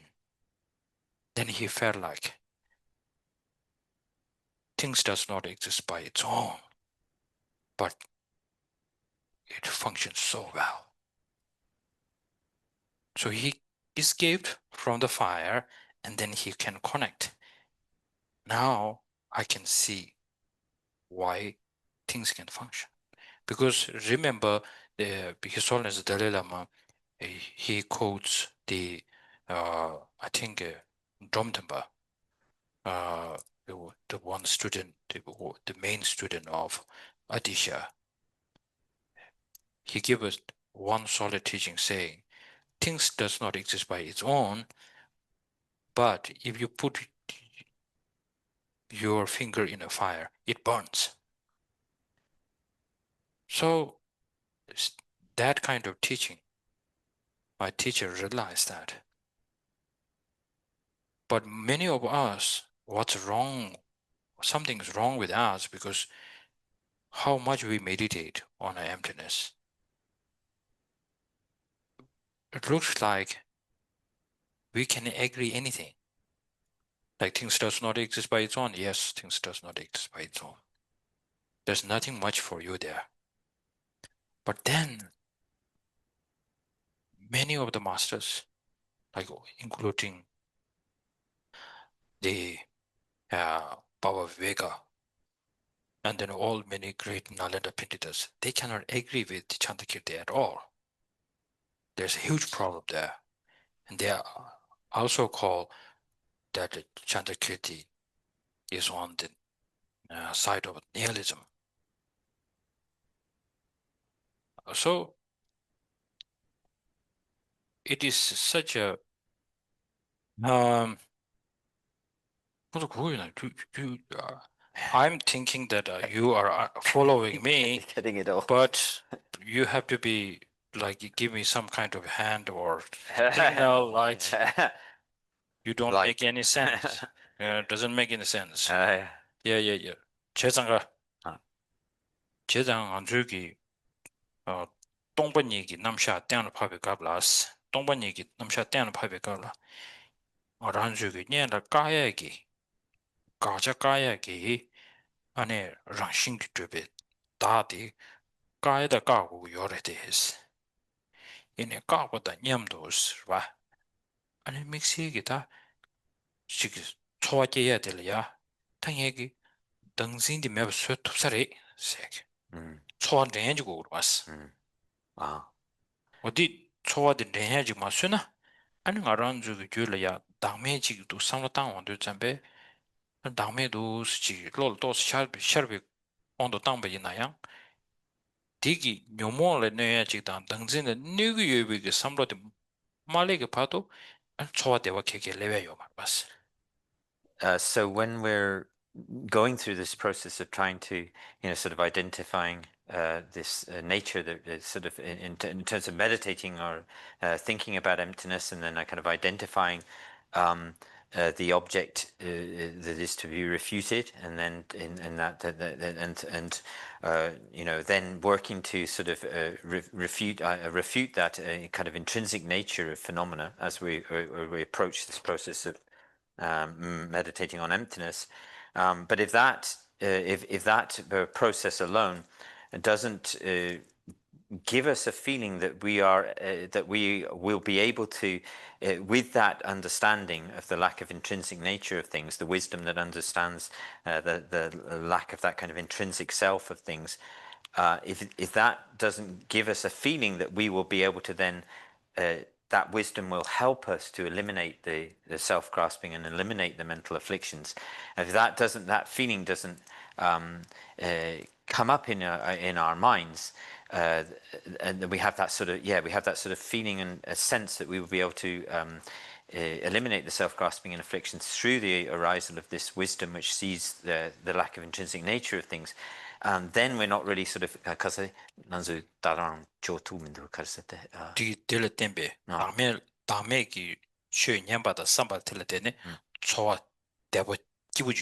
yeah, so we won't be able to generate we also, therefore, if we don't have that sense that wisdom will then help us be useful in us eliminating self-grasping and afflictions, then there won't be that won't bring on this sense of joy and sort of delight in the understanding of these things. So it's that's important to have. The sign of the who is capable to hear the teachings of the emptiness. What are the signs? The Nagarjuna described very profoundly, and Chandrakirti profoundly said in entering to the middle way, saying the person who has imprint or who gets the real signal that they are capable, they are a right person to hear the emptiness, is wants to hear the emptiness, and then there will be goosebumps and tears. And then I always feel like goosebumps and tears. That's tears could be quite good, but goosebumps, I don't know. But the most important there in the text, it says "kebarjin." So there's a chapter. It's from the 6th chapter of Madhyamaka entering the middle way, where it says, even ordinary persons, when hearing about emptiness, sheer joy surges again and again within their heart. Tears born of such joy fill their eyes, and their hair stands up in their forehead, so their hair stands on end. That's how it's described. Oh, so there's a custody. 남기관서 딱 끄고요 봐. 룰리 보고 중앙다 맨날 치마 좀 룽하게 딱 캐버진다 댐베 치르세요. 룽하게 딱. 룽하게 딱 캐버진다 댐베 치르세요. So there's sort of they display kind of very particular physical and mental signs that that they are the sort of correct person to understand this teaching. So that very particular signs. What they particularly unique, the feeling that what they have is, now I found this antidote to apply to this particular chronic disease, which I'm really looking for such a long time. So now I found the right antidote. That's the unique thing. And then this is why the tears are there. That's why the goosebumps are there. Otherwise, sometimes we will have a goosebump. I had a goosebump. It's got a goosebump. Tears a little bit. But then I really don't know why it's there. And similarly, many of my friends, when they first hear the name of this and then see this, they have all these energies and the feelings, but they really don't know what to use for that. So this uniqueness that you need to feel in order to bring down this self-grasping, now I found this antidote. So I'm so fortunate. So that's why that's there. So lungwa ta kebar jen sta dirba. The kasedi sort of lula sopan as a chidangi dele kebar the papa kebar papa che. So to identify, to distinguish that from ordinary tears and hair standing on end. So they have these very specific signs, which of the physical and sort of signs and signs of their kind of mental state, which reveal that they're suitable practitioners. So for this reason, my teacher will always say, first we need to have a quite good understanding on the gyunde tenjung. So the kind of causal dependent arising or dependent relation on the at the level of cause and effect. Especially how this the suffering and the causes of the suffering. You see this, the causal chain, how it really goes. So once you feel like day and night you wanted to get out from there, that's the renunciation.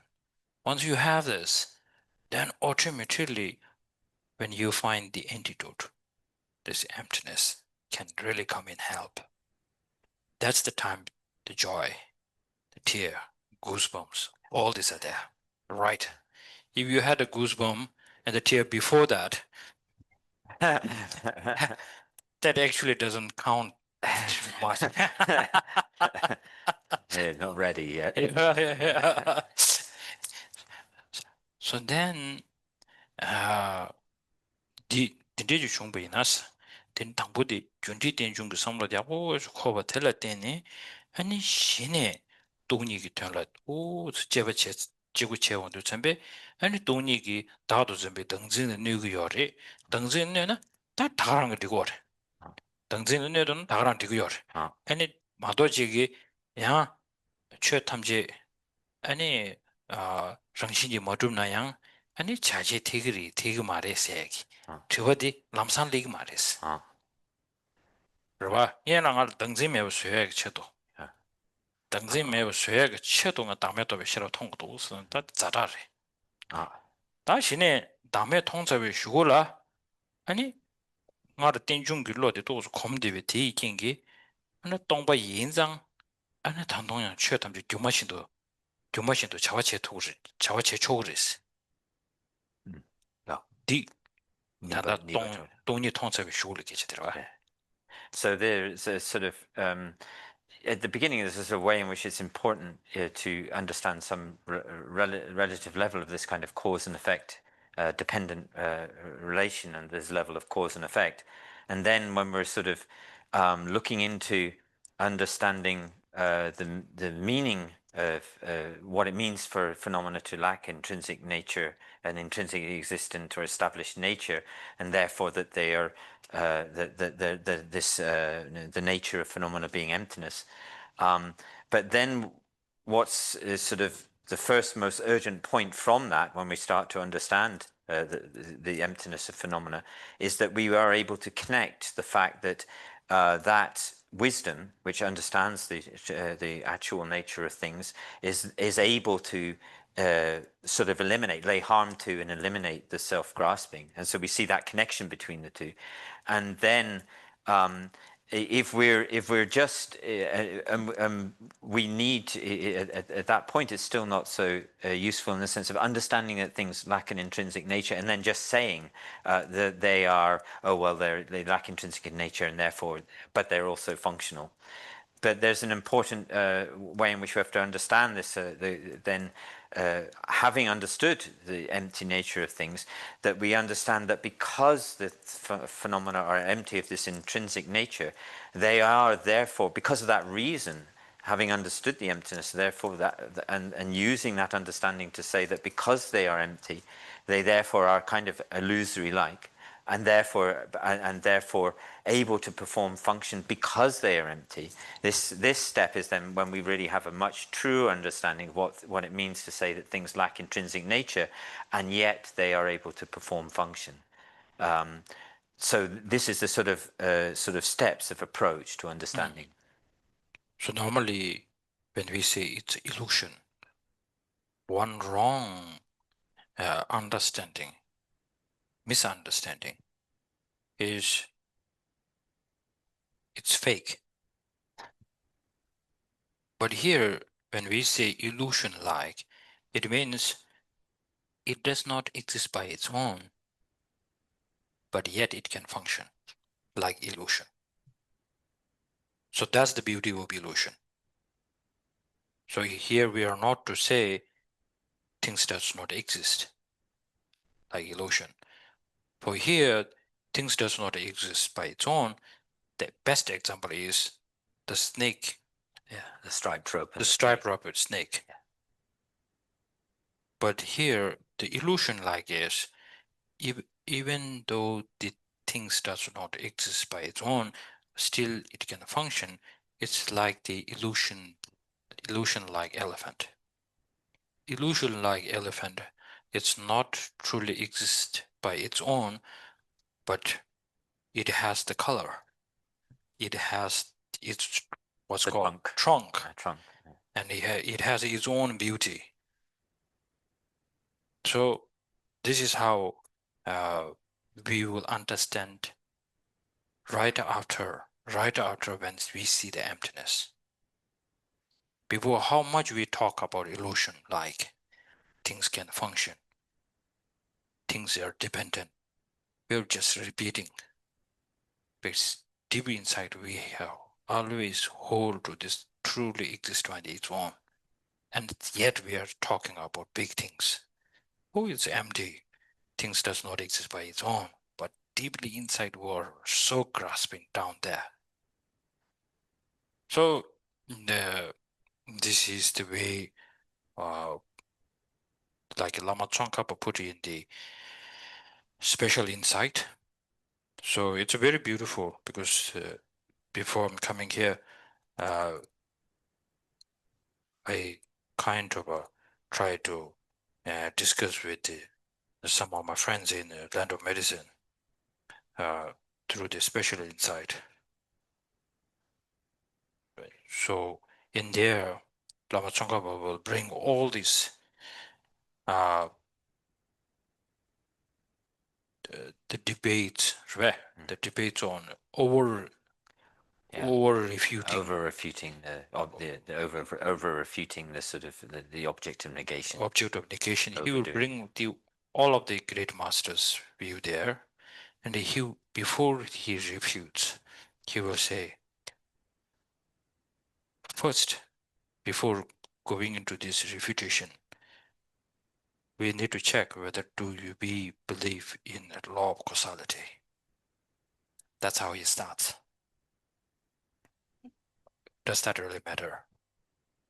For many of us, we talk about emptiness and so on, but we don't have quite a forget about the understanding, but we don't feel this law of causality is necessary to understand. We don't feel importance of that. And then yet we talk about emptiness, which is nothing much for us. So it was a very beautiful teaching for me, even though I didn't finish the whole chapter.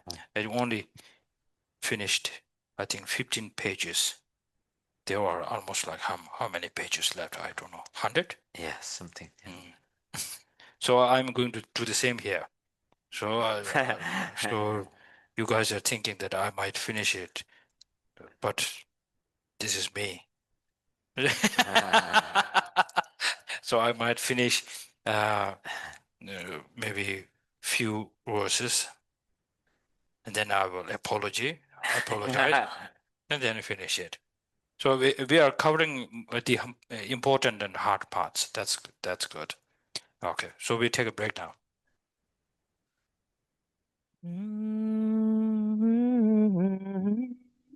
사진 보기 죽식 매독전 위라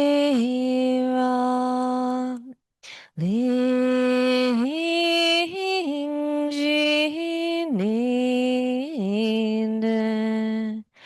겐판디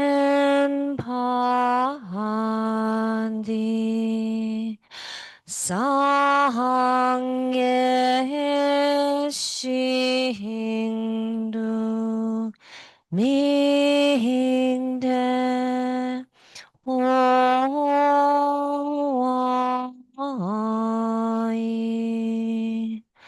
정공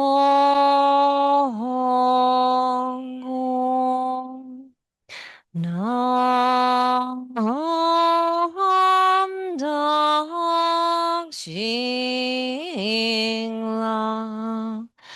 저바 쇼jetsun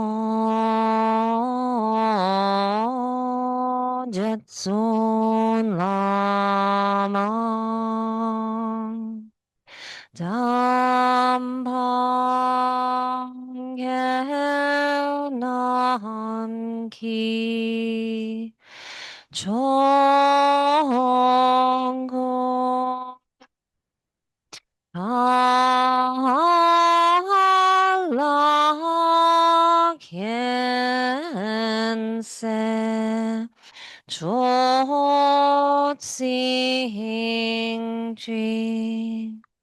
진자삼배 돈제 진마라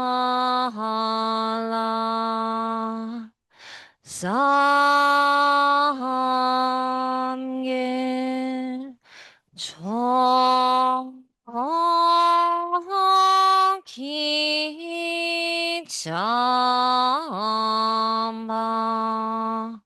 암토소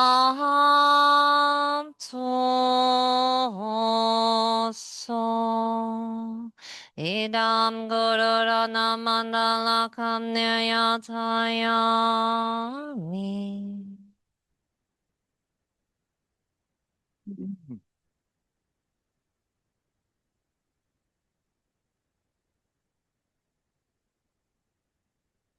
되네 딩도 니가 야네 되베 리뷰턴도 마치 치르 세티 식딜레서 아게 쭉 Nabia tuk aleo.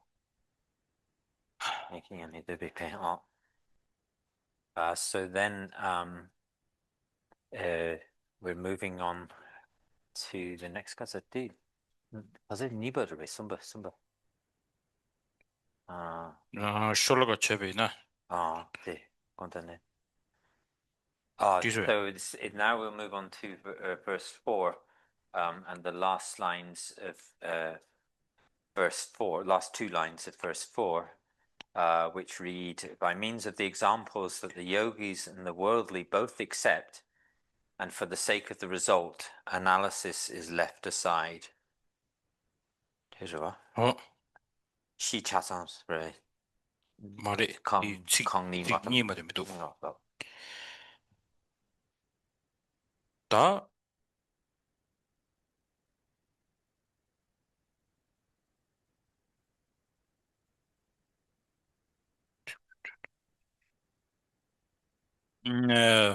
다 한주 배나 나바상 계획이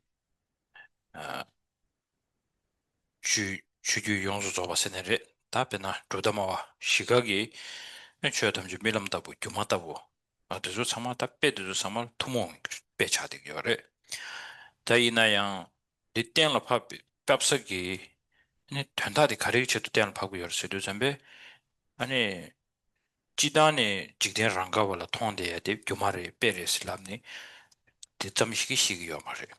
다음 개체슈디 최담주 교마다고 밀람다고 그래서 될라 때네 아니 나도 좀 등신디 용어다야 답시 딘진 용어로 당야다. 녀몽 총로 당야. 탑시 되기 쳐도 배드다 배셔체버 직벌했대. 아니 이나양 두부 상계주 고방을 내 말레다. 라 다도 준비 등진 세 마세라고 캐버 친구 주도 준비 아니 두부 되기 된다라 누구도 죽으면도세. 배디 직벌되고 있나야. 배디 된다 되기 전에 누구도 죽으면도세.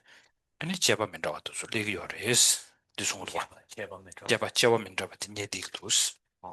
So in relation to this verse where it talks about how the yogis and the worldly accepting for the sake of, it says for the sake both the yogis and the worldly accept, and for the sake of the result analysis is left aside. So here we find throughout all the Buddhist schools, and also in all this, you could talk about in relation to all of the Tibetan Buddhist schools and traditions also, there's they all accept this way in which the phenomena are in some way illusory-like, or they're kind of dream-like. These examples of being illusory-like and dream-like are used, and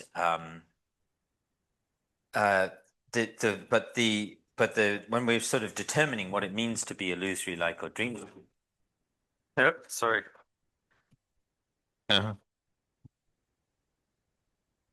Up here, yeah. Flip it in like that. Yeah. Is that okay? Can you hear? Yeah. Okay. And so when we're sort of determining what it means to be illusory-like or dream-like, it's not the normal way. This is nothing. This has no relation to the way in which in the sort of world we use these expressions of something being like illusory or dream-like. It's not like that at all. It's in the sense that when we talk about all phenomena being illusory or dreamlike and not existing from their own side, when we our understanding of how we determine whether they're dreamlike or illusory-like, that understanding itself should help us. It should become a method for us in order to reduce our self-grasping, to help us to eliminate the mental afflictions, and so help us to be able to counteract the grasping to things as existing truly, and also and in the process of doing that, that should also when it talks about the sake of the result here, what the result is referring to is the resultant state of attaining the fully enlightened state of Buddhahood, so that we have to exhaust all of our clinging and self-grasping, the mental afflictions, etc., in order to attain the exalted state of the fully enlightened Buddha.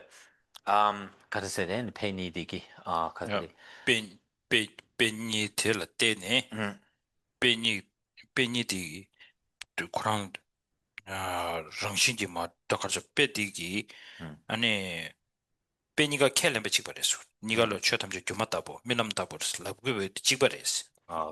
수디 직된당 우마바당 참말로게 쳐담제 규마다보 밀람다보 참이스고 요레스. 이나양 아니 개발 거와두고 요르세도 어디 개발 거와두고 요르세도 잠베 디 규마다보다 밀람다보 거와디 된다 딱다 지간다 마데나 아니 누구 지기 수수기다 산재유 고만서도 다른 거지 이나야 등진 세바다 요모 세바다 아니 수수기 미진나로 까년 쳐봐라 카때 짜야기 누버디 아니 거두를 배줘 땅 투바도 못투니기 아니 저바 디기 차네 아니 콜럽 뼈 직벌에 된다면 더 이래 아니 안나서 가서 여기다 가서 내줘보다 어디게 계산녀마다 텔게보다 어디래 주기스 노마와 정말 마와 저바디 디리스. So we also when we're examining these verses, this connects to the verse above where we talked about the yogis and the worldly, and thinking of the yogis in terms of these the Prasangika presentation of things, and that was in relation to in the meditative post-meditative.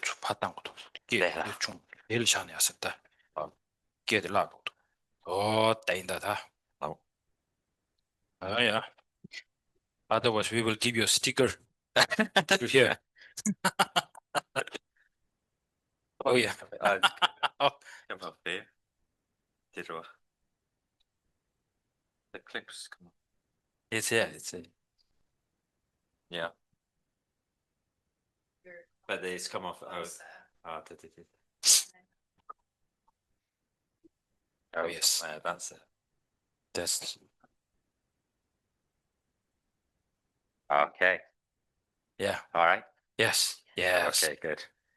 So, so here, when we're referring to the yogis and the worldly, remember that before, when we were talking about the sort of prasangika system of presentation of things not existing from their own side, and in the post-meditation session, where we're seeing things as illusory, like and dreamlike, using those analogies.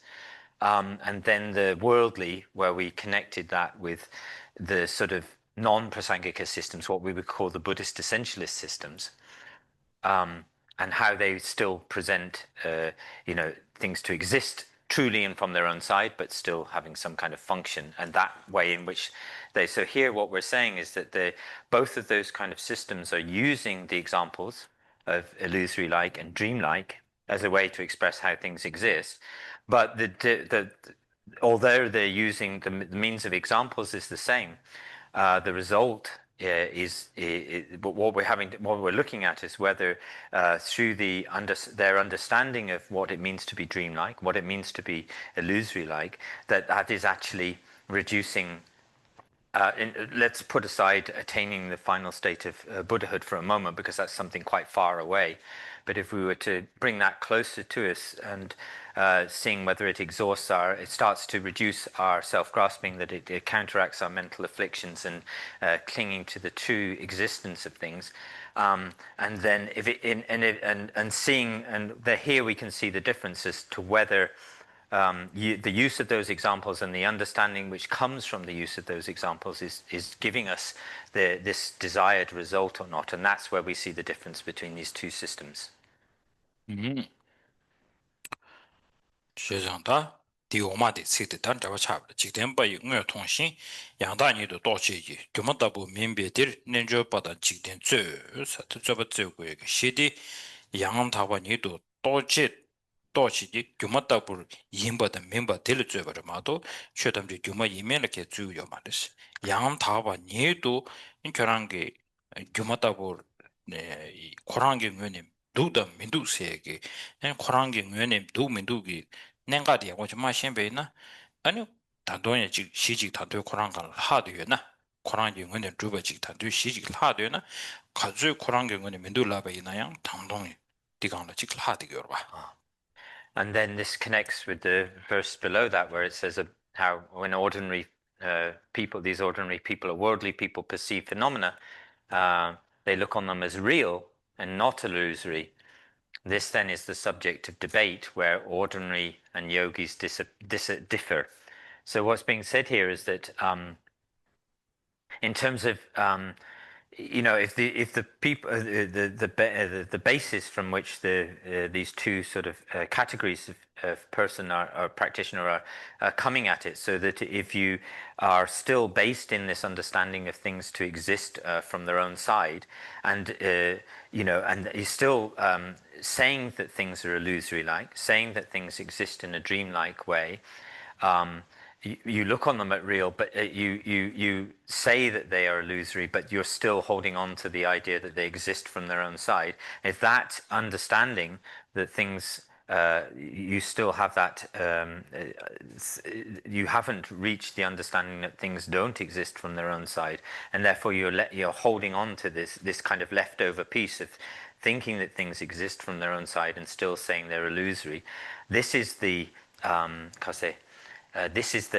this is the point of debate that is going on here. It's not whether they're not debating whether on the surface things are illusory-like or dreamlike, but the debate is going on at this level of understanding whether things exist from their own side or do not exist from their own side. So within all these schools, the tenets, systems, it's a debate like this.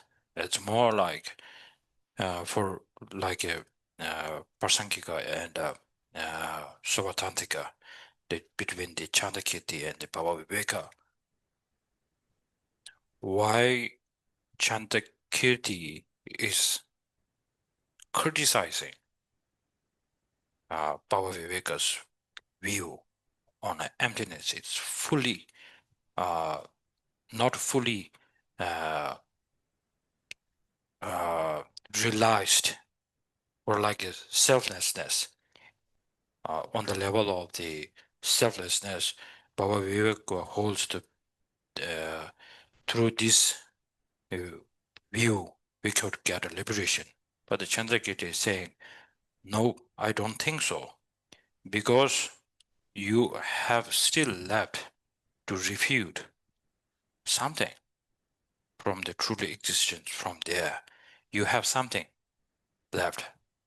Bhava Viveka said, no, nothing is left. But then Chandrakirti reminds, still the aggregate you are pointing, there is truly existence of self within the one of the five aggregates, which is you believe this is a consciousness. And if you don't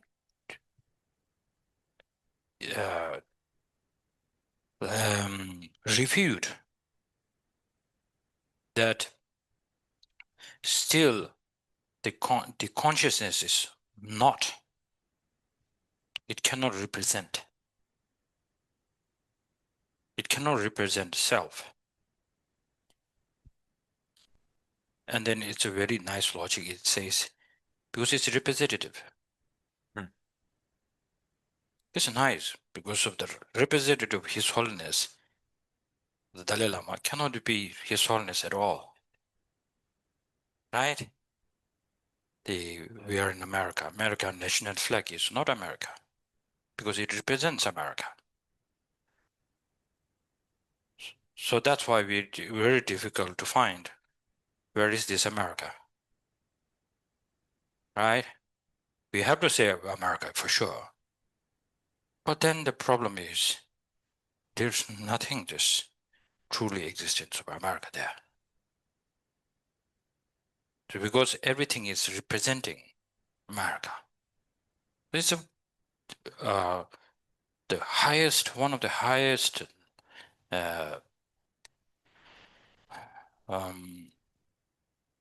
presentation of the Prasangika school, which I like it very much, but sometimes it gives me a little bit of hesitation. Maybe there's a danger that I cannot represent where is I, then that's the little bit hesitation there, which sometimes really helps me to bring down my ego and grasping over sure, but sometimes I really don't know this confidence of how I need to hold to. Then you need to focus more you are better understanding on the level of the ultimate truth, which will help you to understand more dependent we are. So more you can feel you are dependent, then you are understanding the phenomena more well. Because if you're still talking about dependent, but you are still deep inside, in your corner of your brain, it is telling you, I exist somewhere there. That is an obstacle to understand the reality. So this is the debate. In order to break down, to peel the layers of the onion, so then we need to have this quite good understanding of the tenet system. And so why all this great beings who are the teaching holders of the tenet systems, they hold very dearly with their own view, because they have one thing to protect, which is actually it's the law of the causality, the karma, because it really harms if you jump very quickly on the like a Prasangika school, because it's the one of the best, of course. But then if you jump very quickly, many of the masters on the lower school, why they have a hesitation not jump so quickly, because their position to hold is not only to bring down the grasping only, but they are so aware of not harming the dependent origination and then law of the causality. Which is here, it's a big deal, because what we are talking about, emptiness and everything,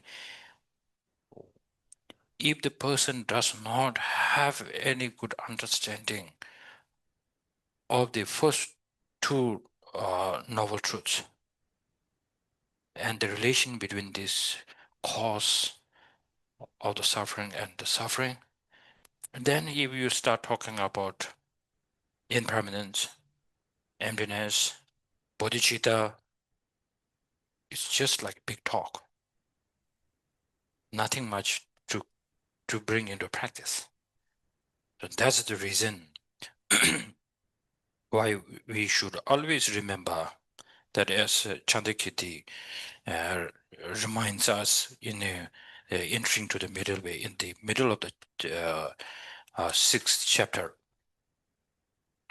Sixth chapter, right? Yeah. Sixth chapter, saying that we need to meditate on emptiness like the yogis are meditating. We need to eliminate the self-grasping like the yogis are doing it. That's how he always remembers us that. Otherwise, our way of investigation is, Dalai Lama talks about emptiness a lot. What is that emptiness? So we explain about this is emptiness. This is what Chandakirti is thinking. This is Nagarjuna thinking. And then it looks like only a philosophy. And then it looks like a kind of one of these scientific research. And then you feel like, yeah, okay, sounds good. Yeah, I can relate to that. But then you really don't know what to do with that, actually. So now Chandakirti is saying how yogis, they investigate about emptiness is, first they will make a connection with the real suffering of the suffering, and then it will connect to the suffering of change. And then they were like, I really don't want to have this kind of pleasure, pain of this in this system of this samsara. I wanted to get out from there. So unless we don't know the reality, and then we will always end up here and there. So what is the reality of the self? That is how yogis will investigate, and they will bring this attitude of selflessness in order to eliminate self-grasping once and all. So that's why it is so important. So that's why my teacher will always say 2 ways of researching emptiness. As a normal scientist, how they research, or the yogi as a scientist. So which level are you in? This my teacher would always ask. So in order to follow the steps of the yogis, then unless we don't have quite a understanding, quite a practice of I feel 100% that this pain, this suffering is connected to this life self-grasping, sure. And then, which I cannot say so much about what happening, even this is not directly related to this life situation. So many pains and unpleasant things, somehow it is not coming without any causes and condition. It needs to have a causes condition. So I think that's called this karma. So I had enough of enough. So then going into the searching of self-grasping and direct contradiction towards self-grasping becomes number one antidote. So then you will appreciate Buddha's teaching. And that time you are considered as Buddhist on the view, right? Yeah, on the view. Yeah.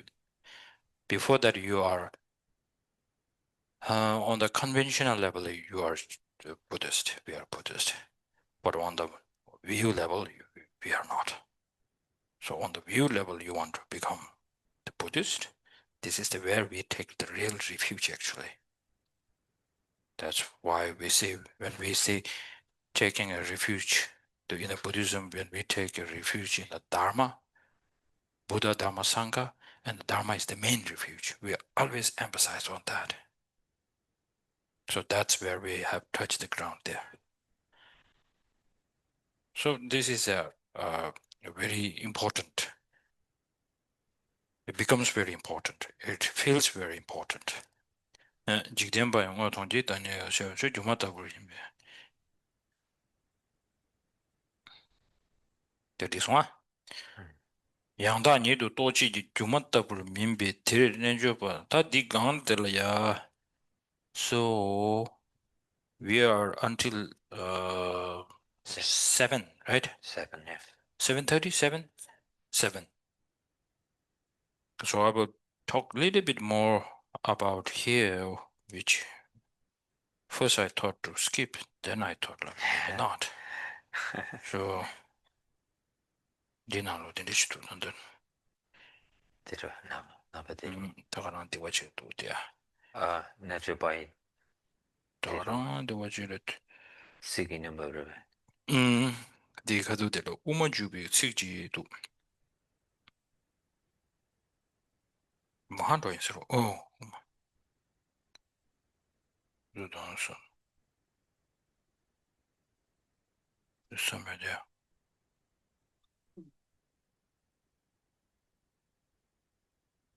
Ashi. Tadigidu, nyana ya. I found something and then I lost it. Napchashi. Napchashi. Uma, tanda uma jubi sikji changsha tine. Dinona. Uma pisim andi dinona. Uma juba le SH tu tadi. Tadigidu. I didn't find it. I thought I found saw something. But anyway, tadi kechi shudi tanda dinano la ya. Jumatabur mimba asidi. Jumatabu sayati tanda dinano la ya. Tanda di tegarang la tashwa. Pige jawa dino ngabya je na tuwa gang de la. Je. Ngabya je gang de tu. Je zanga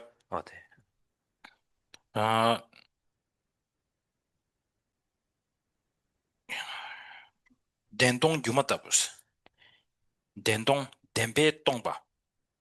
Dembe tongba tang 아니 주마타고스 초바든지 상바든지 과야지도와 세도 선배 덴베 똥바 스도 냠샤게 안데라 똥바니 통바 티기 네바티기 최탐제랑 신규 주변 똥아리 섬지기 딜은 야바치니 딜은 야바여바체 야바디 야바디 가르가는 요스는 똥바디 가는 여바체 아니 나와 당도 샤롱도 선배 최탐지기 즉 자와체바도 좀 나와도 샤롱도 잠배 아니 규마다고 지 제당아 den동 규마다고 콩도 취비 값달라 아니 신에 아저기 그래서 그랬다 덴바니 개와매 봐 통한테 어디지 중도 와 So what's being said here in the verse which we were just looking at, which is verse number 5, is that it's also related to this when we're talking about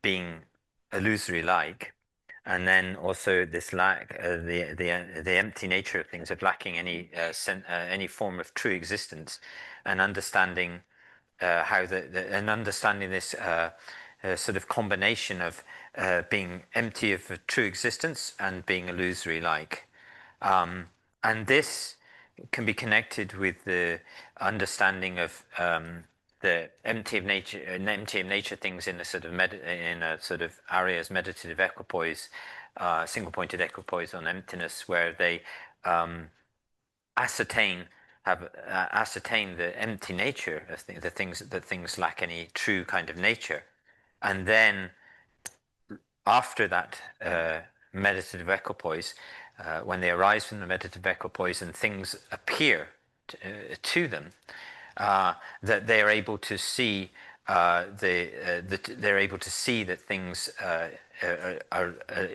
appear, but they see them in a way, in an illusory way. They see them to be an illusory like. And what this and someone who is in that sort of, who has those understandings, complete understandings of those things in that at that level, will then be able to understand that the two truths of the ultimate truth and the relative truth are not contradictory with each other. 되니 지단이 겨워래. Yeah, non-contradictory. Yeah, it doesn't mean like they're not, one is not the other. It doesn't mean this form, there's a kind of different forms of contradiction. It doesn't mean that, because they are the relative truth is not the ultimate truth, but it means that they're not in the presentations of them or understandings of them are not in contradiction with each other. No, the contradiction you 말했어. 저장가 So we have this presentation where things are of one entity or one nature, but are of different isolates. This phrase. 저장가다 디워들이야 측도 세라 당체 아니 소소 오som 니장네 자바인지 세메면스 또 수로 소바도죠 랑신기 주고 코랑경은 주바데 세버시브르도 가르전스나 수라 코랑 랑신기 주베스 속시 코랑 주보고민도 코랑 통고도 코랑경은 여바 통고도 왔어 배나 오som 체마 손으로지 차샤나 pompa 손으로지 다운데 pom파디 코랑경은 여바디 오som 체메 주고도 왔어 들어봐 당연히 루바 임비 겸진 때라다 약쇼 때라 영화를 두고 여러 아주 배나 다 도시지 배나 그냥 아주 세제내 숨세도 잠배 아니 가래 세제내 숨디 아니 당보 통항원주 중수공주 신도공주스 디 송원도 잠배 타마데라 당아란 저기 고주디족을 타마데기 영화를 통한데 뭐섬도 두고 뭐섬라야 난 영화 제공도 잠배 다 신의 태좀다 참아 되지 뭐섬고 오르 좋은데 잠배 다 디기네 통받아 철어받지 중원도 잠배 대담바라 봤어 대인도 잠배 아주 파괴 냠샤 이시 자침부 찍고에 들어왔다 들어봐 어떤 모습 팀참 제장하라는 저그 랑은은 류비 그 콩양쇼 가르랬으나 코랑 응연의 여바된 모습 그 통고도 왔어 코랑 응연의 여바된 모습 그 통리기도 왔어 남나 모습 레스 지지직된라 잡아레마도 숙소로도 코랑 응연의 여바된 모습 말했어 소소 통해야 되는 모습 그 통고요랬어 숙소 코랑 응연의 여바된 모습 말했어 이렇게 봐시오 코랑 응연의 여바된 대랑 모습 말했어 So then the next line, the next verse 6, where it talks about how forms and so forth, which we all perceive, exist by general acclaim, but not by valid reasoning. So what is sort of being talked about here is the sense of which there's an argument that says that because direct perception is what validates or establishes form, and since the direct perception sees things in a way where they exist from their own side, and since direct perception is a thing which is able to validate phenomena, therefore the phenomena should phenomena such as external, in this case external phenomena such as forms, should exist from their own side, because that's the way that things, that's the way that they appear to this direct perception. And so, and we always have this sense that direct perception is the sort of our direct experience, and direct perception is the way that we should sort of take that to be a sort of firmly kind of validating states of mind. For instance, we break down phenomena into three categories of objects of knowledge: those which are the kind of manifest, visible kind of manifest objects, those which are slightly hidden, and those which are thoroughly hidden. So we have these kind of three categories of phenomena, and we always feel that on the those things which are manifestly visible and valid to us, and we would take to be a sort of in a sense like the truth. We have a feeling that those would be the most kind of verifiable forms, verifying forms of mind, and so that's why we have place a huge value on the direct perception, which is the sort of meditative equipoise focused on suchness, because it is a form of direct perception. There we feel it's a kind of validating and truthful or validating. Whereas, but what's actually so that's one argument that people say, well, forms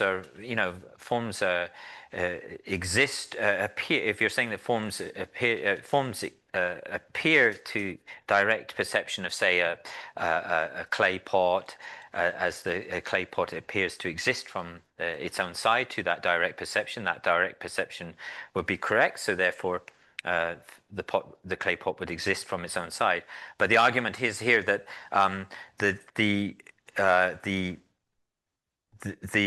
for the telgyobeki lugla and the bumbala same yimba che bumba den the same mai yeah they do. So the Prasangika Madhyamaka system is going to answer that by saying that yes, the pot is the direct perception of a clay pot will validate a clay pot, but it doesn't validate, or it doesn't sort of validly establish, or validly establish through valid cognition the true existence of the pot, the true existence of the clay pot. It only validates the clay pot itself. So they sort of break that down. But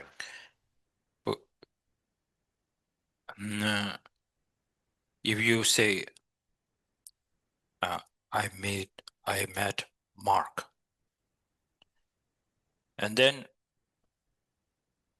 we will ask so many questions like, how can you say this is Mark? But then the real answer that you would say is, I've seen by my own eyes. So that is the best answer that you can answer.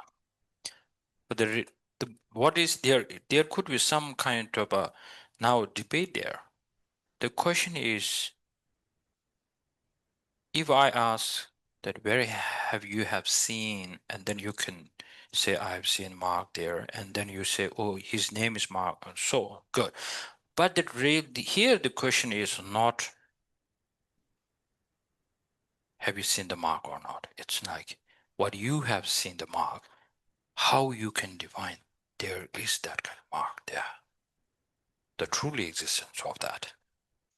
So now you could say from my eye consciousness directly has seen a mark, you can just say this.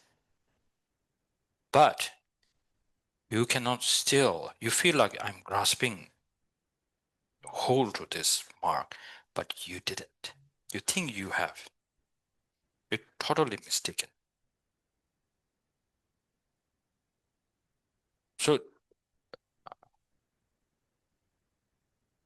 들어봐.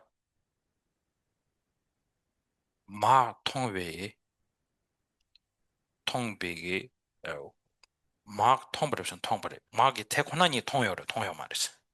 So this also, so we can say in that level that we've seen Mark, but we can't talk about seeing the sort of reality, the suchness of Mark.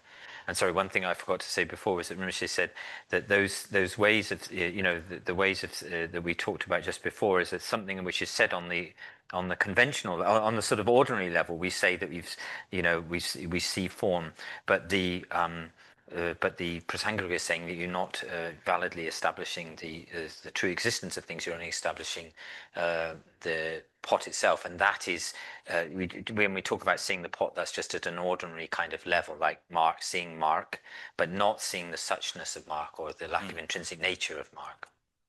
So, in order to see Mark, is it necessary to see the reality or the ultimate truth of Mark? Is it necessary? Then it sounds like yes. Yes. Otherwise, how much you say I know Mark, you cannot see the Mark. You're just believing what your misconception that you are thinking this is Mark. There's Mark from his own aggregates there. That's Mark there. But if you see the emptiness of the Mark, then after that, how much you say the Mark, then you are seeing the appearance only. But not, you are not holding to the solid Mark there. By the way, here's the Mark. Okay. So for what Mark?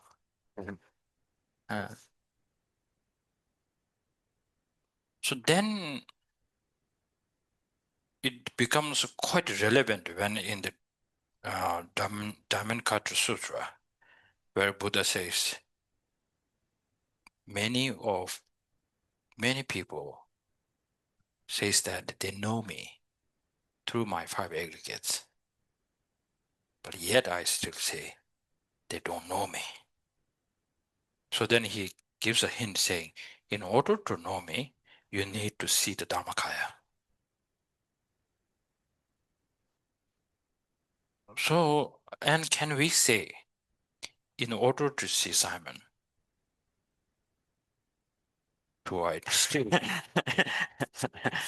emptiness of him, and then I can say I have seen the Simon. That's debatable, but it looks like. Otherwise, why have Buddha have to hold this position very strongly?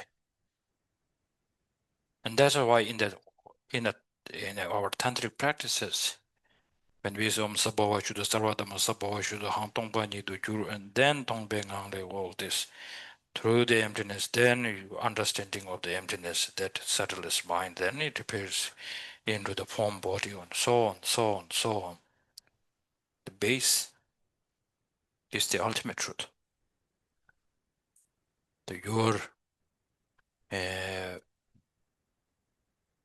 Your identity, your passport, the real passport of the Dharma, is your ultimate truth.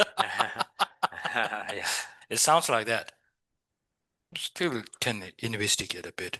So we have a 30 minutes. So maybe because this is quite a complex and quite confusing subject, maybe I thought like let's do maybe a few question and answer.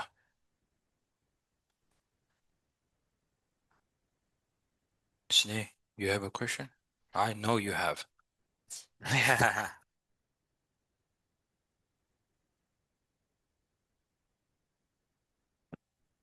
Today, Rinpoche, you referred many times to the relationship between the Four Noble Truths and the Two Truths. I was wondering if you could expand on that, and if possible, by the 4 schools.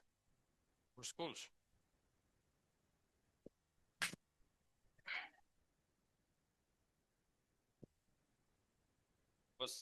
I was here to just to tell you it's important.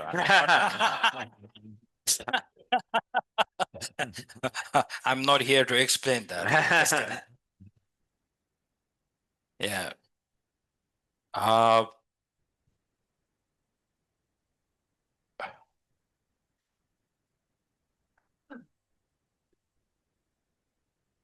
So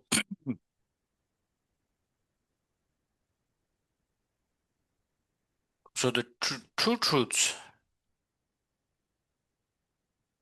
how I think in the lower schools, how they explain, it is more relevant to the two truths, and especially the ultimate truth. From the lower school, they only reach to the ground where to bring down the self-grasping. So if you look from this Madhyamika school, all the other schools are doing their best to bring down the self-grasping. So then they are feeling like if you understood the level of, for example, 다 디르와탄다 전담대바 아니 랑징 차시 소소 돌기여봐 랑징기로 돌도롱하다 돌도 미롱하다 어디게 삼로당 도점베 텔레테네 아니 신의 아주마손에 아주 가르쳐오랬다 간사게 담에 때는 파비아 시라파 손로지마도 아주다 유강을 내보는 신 아니 지기 가르쳐오래 간사 랑게 튜비 제유기 동we 다시도 시 딱바다 메다바다 된리기 남샤지도 시에데마도 아니 타르토바 아니 가란주마 손에 팅규비기 따와나 신체제 아니 코랑교 뇌네 세대 코랑교 뇌네 디자원이 요 말에 세 깨제디 셰사거름이 요 말에서 제단디 가만히 개발도 것이디 코란주비 디니대는 파단게 대한 파단게 좀 빠디고 돈에 두고 있어레스. So it's, if we're sort of looking at the because the Chidamawadam Chidamawane do the semzambo da umarang gyue padu padu dodante samano. So what we see is a sort of in the sort of different systems of tenets going from Vaibhashika through Sautrantrika up to, and even mind only Chitta Yogacara and up to even the Svatantrika Madhyamaka, we sort of see a general progression of different sort of presentations of the different presentations of the two truths, the ultimate truth and the relative truth, and which are used kind of as a sort of generally as a kind of underpinning for them to be able to make their presentation about what the Four Noble Truths on the basis of that. So so you sort of see whether, for instance, the lowest at the level of, say, because the semdang semgi tortuba the matuba zine chidamawarwa. Yes. So in the Vaibhashika system, it would be whether you are able to sort of almost physically break something down, and what would be the final limit of breaking something down, either mentally or kind of physically. And so what would be this, this a sort of unbreakable kind of essence or entity, and that would be the ultimate truth. And then you see then sort of slowly the sort of progression to coarser levels of the coarser levels. So, for instance, in Sautantrika, you see them talking about whether, in terms of ultimate truth and relative truth, whether things are impermanent, and that's the ultimate truth, or permanent as a relative truth, and then going deeper into the sort of understanding of the way that self exists, in terms of whether it exists in a self-sufficient, substantially existent way or not, as you further progress up the tenet system. But they're all kind of suggesting these. They're not. They're you know, from a prasangika perspective, these are sort of coarser levels of presentation of the two truths. But for those systems, they're using the two truths and then sort of building their system of tenets and also a presentation of the Four Noble Truths from that. But they don't, you know, it's only when you get up to the level of prasangika madhyamaka that you talk about things not existing from their own side, and that level of integration between the understanding of the two truths and the Four Noble Truths. 제가 배나 체라마와네 고쪽도 가르치고 가르치려 참배 아니 랑징규로 네, sorry. Yeah. 랑징규로디 아니 더도 롱하다 더도 메롱하세 베시베 라고치네도 스티용고요 다다 커도 란주기 오마 텐주비기 대번이 나심 뭐 가리면 제박 쇼요 말에 로기 원에 아니 배나 차샤도 잠배 품버선으로지나 군소된 바랬어 가전스나 고 마자셔도 마도 소소 년 데진데디 바 토르도 왔어 아니 추선로버디 된담된 바랬어 분별한 게 추디 된담된 바랬어 가전스나 추디 같이 차시 세셔나 그 추랑자 되기도 왔어 딘데네 손때 아니 군조도 된담게 남샤도 쓰제제 라고도 와 Yeah, so and so what you see is these lower tenet systems are not sort of really going at the kind of real entity of things and then and relating that in you know, looking in terms of the two truths, looking in terms of the ultimate truth, particularly looking into the real entity of things in terms of connecting that with the Four Noble Truths.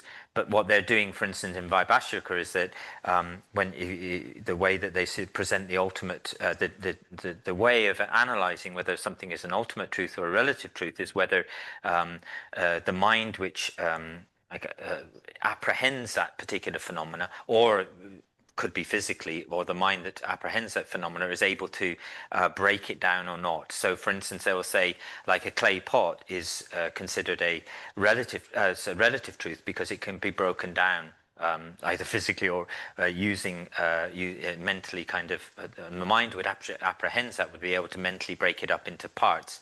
Whereas they say that something like water within a clay pot would be considered as an ultimate truth, because however you sort of break it down, it still has the nature. It would still be the nature of water, so it would be considered on the ultimate side of things. But they're not going deep into the sort of entity, the real final limit of the final limit of the nature of things, and therefore using that as their presentation of the two truths. So you see quite a difference here between you know, prasangika system and the lower tenet systems. But it is directing you there. Actually, when it's saying if you can break down something physical, like the clay pot, if you feel like this solid there, and then there's no more. So this is not the ultimate truth, because your ultimate truth should be never breaking up. That's taught from that school, from the kindergarten. In the level of where, in the Prasangika school, the ultimate truth, there's nothing to be broken. The true reality cannot be Inexpressible. Yeah, inexpressible.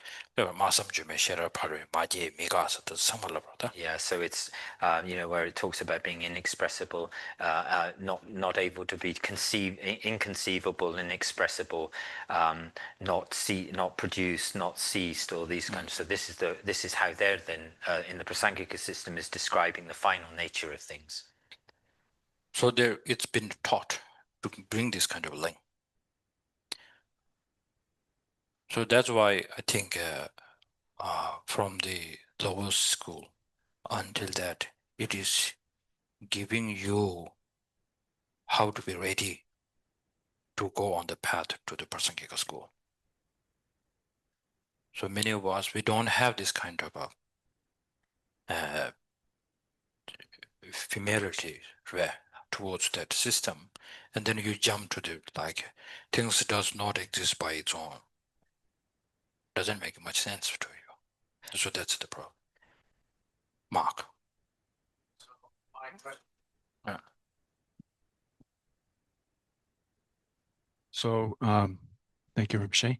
Well, there's some sense, and I may be wrong, that when teachers came over here and they taught about emptiness, almost entirely teaching from Prasangika point of view. So then when we're trying to work with our suffering in relation to emptiness, and all we've heard is Prasangika view, and now we have some sense, oh no, we need to understand Vaibhashika and Sautantrika, Chittamatra. How should we go about working with our suffering?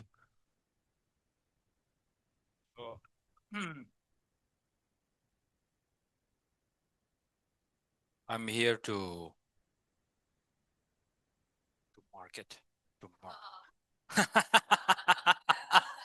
Because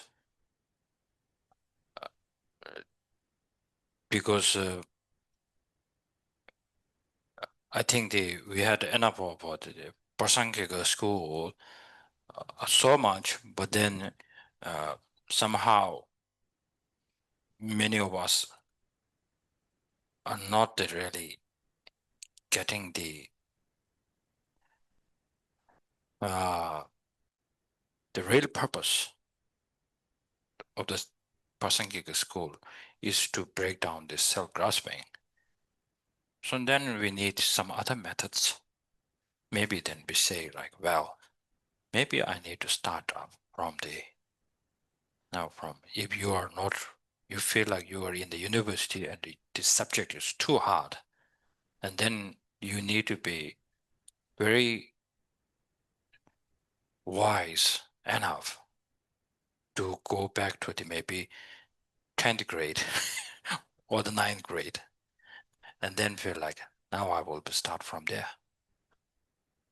It's not, nothing to lose our heart, because you should lose heart. It's like almost 30, 40 years you are knocking and you're hosted by Prasangika school, and then you are not really getting anything from there. Then there's something wrong. Maybe when we always praise Buddha, you are so skillful because you taught 4 tenet systems for benefits of us. And we all went to the Prasangika school, and then all other 3 classrooms are empty. Either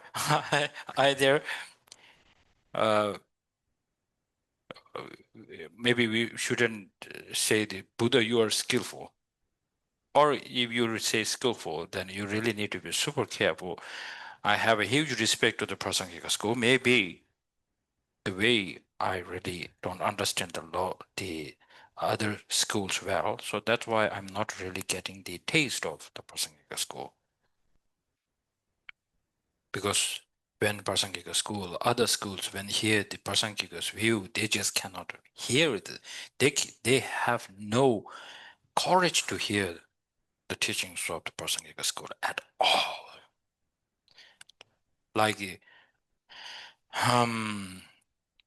Asanga sends one of the best students to one of his brother Vasubandhu. Vasubandhu's place to recite the sutra.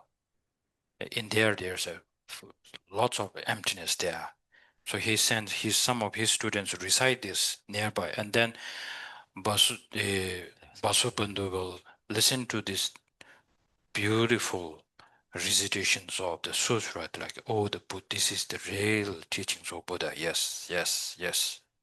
And then he hears about emptiness there, and then he escapes from that place, and he will just go to the other place, like, I cannot listen to this. Because he's really getting something from there. But we are so brave. Maybe we have already put the earbuds or the AirPods. The AirPods. Something is not working very well. So that's the why I think we need some of the other teachers who can also describe us what are the benefits of the other three tenet systems that can really help us to understand, because these all three tenet systems are designed for our human brain. So many of us are not talking of that level at all. So there's a degeneration of the Buddha's teaching. Maybe we are all, because we simultaneously we become Pasangika, and then all other schools. When you listen to it now, if you listen to this teaching, then you will say, refuting the other schools so easily, like this. You're just like, yeah, yes, right. So that's why we can also say like the degeneration of the Buddhism on the view level, because all this tenet system is on the view level. That's why there are 4 tenet systems. So because we don't focus anything much down there, then we already support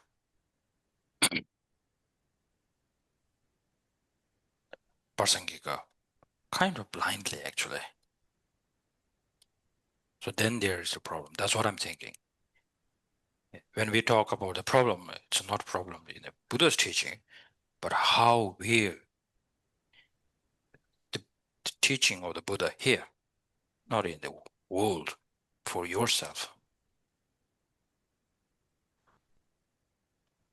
Get me? Yeah. We have a question on Zoom. Hi, John, do you want to unmute and ask the question? I was thinking about yesterday's talk and our homework assignment. So if the ultimate view cannot be understood cognitively or conceptually, is it only that it can be understood by negation? And if it are the tenet schools leading up to as far as we can go cognitively, and then when we can't go any further, we go to Prasangika? I mean, are you kind of putting it out that way? Cognitively, topic. Tonidigi, the Kasade, the Loichu means and the Dandaba Loichu means and the Diana, and in answer Topigi Tolo Nansuki Ramatrus and Kondu Machun, and the Nansuki Karseti, the Kasi. What do you mean by the other tenet systems, Amy? From Vaibhashika up through Svatantrika, then are they leading us up conceptually, and then at that point that we have to let go of any concept and can only go to negation? Is the Dopisugi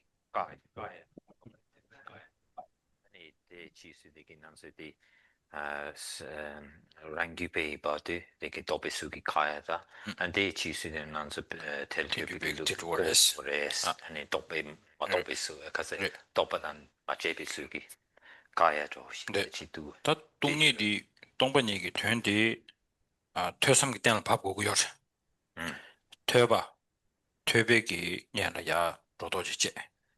Then Jabagi 다 수숨 거를 잡을 때는 잡아게 영화 경우들 삼중의 영화 퇴 되는 삼중의 영화 퇴네 된데 삼중의 곰곰곰곰 대바 텔라 때네 아니 베나디 된데기 냠냠네디 삼삼발로 요래 랑규발로 요래 틴규발로 요래 저장가 된데기 냠렌디 참말로 요래 다 단다디 된담로 유주미 세야데 로디 단징가 줄 라반다신 로디 똑비 주유레스 계절 맵체 타니 주별로 디기 주유 말했어 된담스니 주니들 타니 글로 주유 말했어 어디 삼로 땅고 예스 제장가 다 되네야 베나 아란주기 니얼딜랍샤나 And so here, when we're sort of talking about delineating or sort of determining what emptiness means, and we go through this process of initially of sort of hearing about the subject of emptiness, and then also contemplating it, and then eventually meditating on it. But at the level of hearing, then we listen to teachings about emptiness, and we sort of clarify or clear away sort of inconsistent sort of superimpositions about the subject, and then slowly through using sort of logic and going through the sort of three modes of sort of syllogistic argument, and using and then eventually through the process of that, giving rise to an inferential valid cognition, which realizes the subject of which has the sort of the wisdom which arises from contemplation. At that point, when you understand emptiness through an inferential valid cognition, you've developed the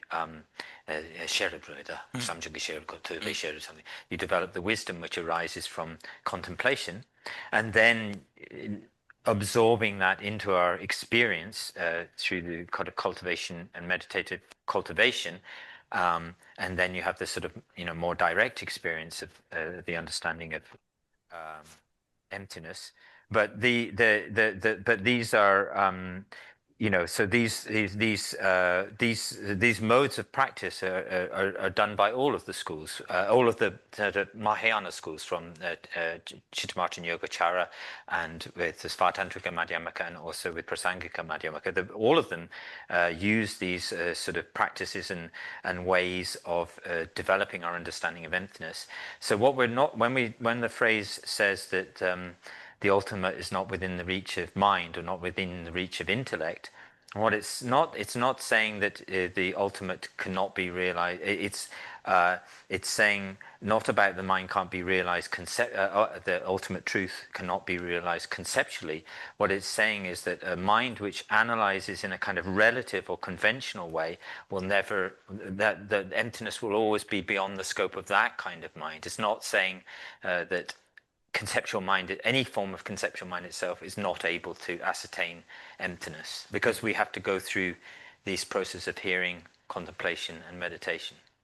또 제가 단다디 투버직도 나로라 아니 팅규비 따왈 거둘리기를 해야 줄봐 팅규비 따왈 거둘리고 슬라도 전배 다도 전배 등진기 담에도 비셔라기 등진라야 아니 배 찌침바 차장 바 까마투기 봐도 아니 수수 디시되고요 디기 등진 가도래 디기 저라마 온도데 바 섬점바 우마랑 유바 창매기 아니 등진기 담에 또 셔람하고나 등진 빵토 말해서 창매 누구요래데 이나양 당동양 등진 계석이 시직하기도 수도 로고요래 인도 점배다 튕규비 파들래 온도 점배 튕규비기 아니 신의 강사기 등진디 매버 쇠발라 아니 당도 최기 등진이 매우 쏘고도스 최기 다도 접에 등진 라바도 풍부를 다도 신배 신바지 계속 시지 당도를 하나 당도양 강사 당을 하기도 쓰라디 신의 텐주가 내고 요를 마도 단다 연 독스지 샤바랑 고르 잡난들이 말했어 단다 고르 잡난 도스 프로그레스. And so also one sort of question or thought, question or sort of perspective that's important here is in terms of when when we sort of reach to or arrive at the prasangika understanding of, let's say, selflessness, and and if we see from, you know, working all the way up from the through the tenet systems, working up through, you know, from Vaibhashika, Sautantrika, Yogacara, right up to the Madhyamaka schools, and finally to Prasangika Madhyamaka,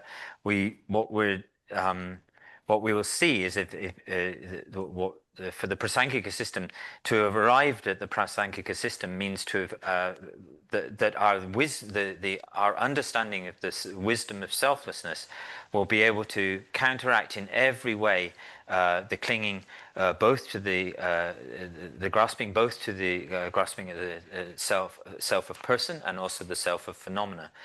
The other systems also always have something left over, even in relation to the selflessness of person. So there's always a from the Prasangika perspective, there's always some kind of basis through which the grasping to a self of things is left over in the lower tenet systems,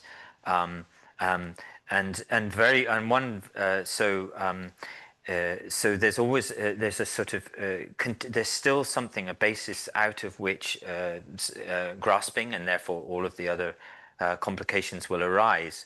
And it's only in Prasangika also where we see this strong presentation of also the fact that even if we still have a clinging to the inherent existence of the aggregates itself, or clinging to the aggregates as the aggregates are the self, at this level still, if we still think that the aggregates are the self, then still that the wisdom that we have developed will not be the wisdom which will be able to counteract our self-grasping. So in the Prasangika system, you also have this very important point that until we have, as long as we have clinging to the aggregates to be self, we will still have grasping at the self of persons also. So it's only when you get to this level, that level of understanding, where there's no basis left for the self-grasping and therefore afflictions and suffering to arise, and that your understanding that the self, there's no clinging to the aggregates as the self anymore, is the only point at which you reach to the Prasangika view.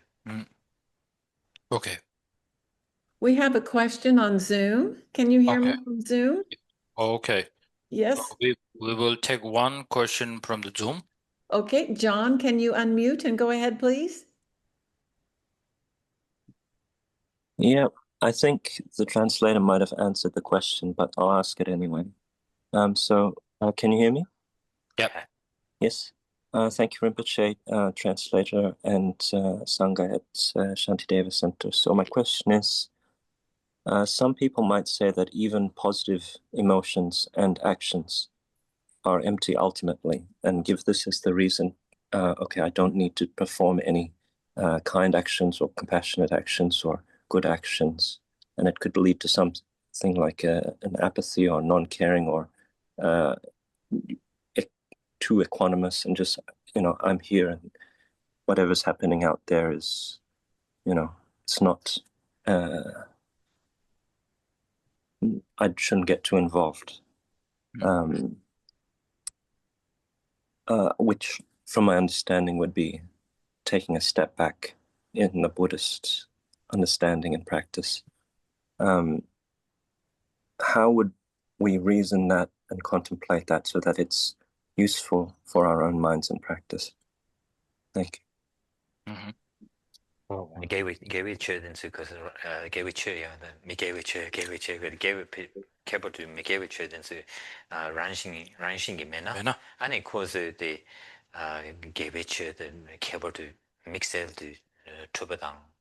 Jupala, and it makes a car came into Kansana, Pentel Mendu, do any Nanzuki de Midi, somebody Doshi Kobiana, and it calls a Pendos Chakian, Pentel Mebadoshi, and it calls it Gudikin Amshato, La Duina, so Suki Yamaki told it in the Mayada contest check or yes, Doshi should dot of the very good question.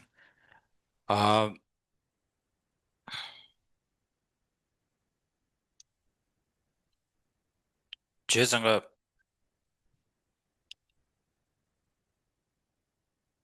랑신기 모두비기 니주디 셰야디 가르치는 시고를 쓰도 잠배 최탐제 때는 따빠임바 지글레 때는 지 중규여봐 귤레 때는 되고 중규여봐 남샤 용소디 간지시에 도그레슬라나 랑신기 모두바 코랑경연에 짜원이네 매대니 지라 셰투야치 코랑경연에 여바 룹딩에 지라 따빠랑축 유견출을 떼어먹었니 지라 딘중 계제시에나 개무쇼야 소로지 대인도 잠배 딘주비 가르치고래 랑신기 모두바 인상 내당도 차기요레스 아람줄 간에 최당데 유던 낀을 되는 용당데 간데스 총을 했을 때 잠배 코랑경연에 매바 인비 좀 센터를 되는 총부레스 어디 인도 잠배 제상가 아란주 군주벳 남샤 용선소가 술시에라고 요랬을 때 잠배 랑신기 모두바 남샤 시겐 텔렛 시에라 그래서 다단다 디나나 선이나니 마토요 그래. So this will also become a little clearer later on, but the one important thing to understand is that why are we talking about and trying to understand this topic on self and things lacking an intrinsic nature, an intrinsically established nature, and the point is that we're also, this is also in the context of understanding that all phenomena are dependently designated, so that there are, results do arise from causes. So that even within the context of us presenting the presentation of things that are not having, not existing at all from their own side, are not intrinsically existent. There's this dependently sort of designated world of phenomena, and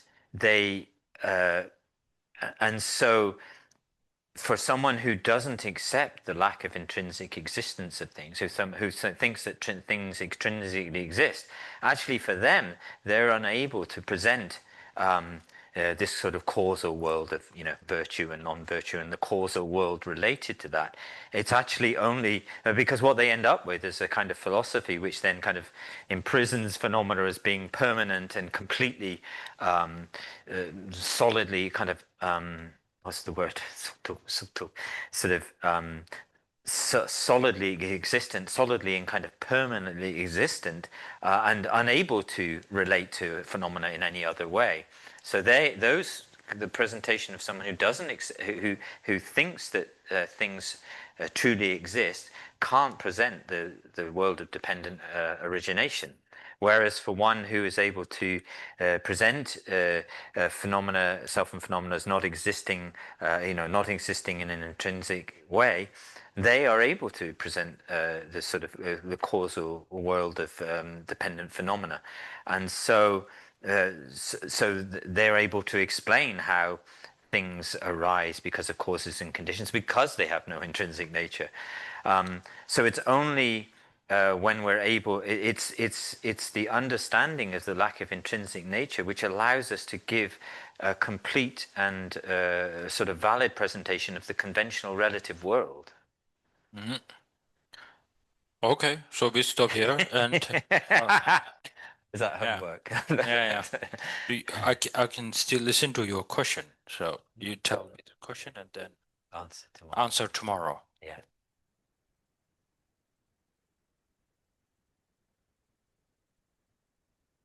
Thank you so much. If we take the example you gave before of Mark, and you said to know Mark, maybe you phrased it a little bit like a question, but really you were saying to know Mark, we also have to realize emptiness, have direct yogic perception of emptiness.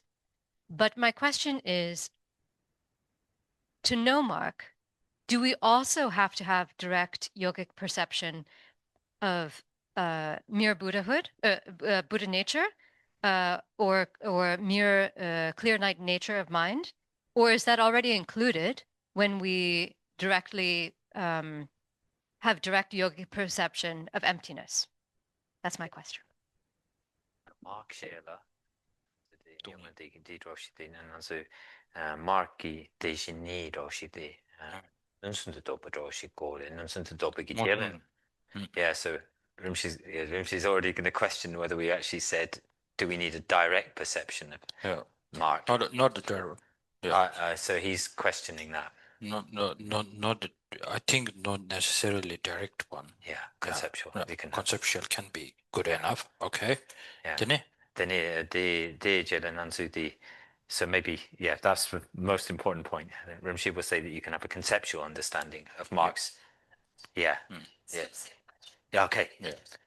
So the mark gideshin nidigi topisugi kasane Topisugi shepi na samala sopatensugi dosabe trupsabe jela and mark the kind of constitute over is labna and the kasane marki deshin shepi ningbola sopatan marki semingi chuni digi the dotsarbe the nyamdu the pen marki de konni dobayena marki deshin shepi ningbola marki marki semgi de konani de dokoi doko da mako rashite dire dogures.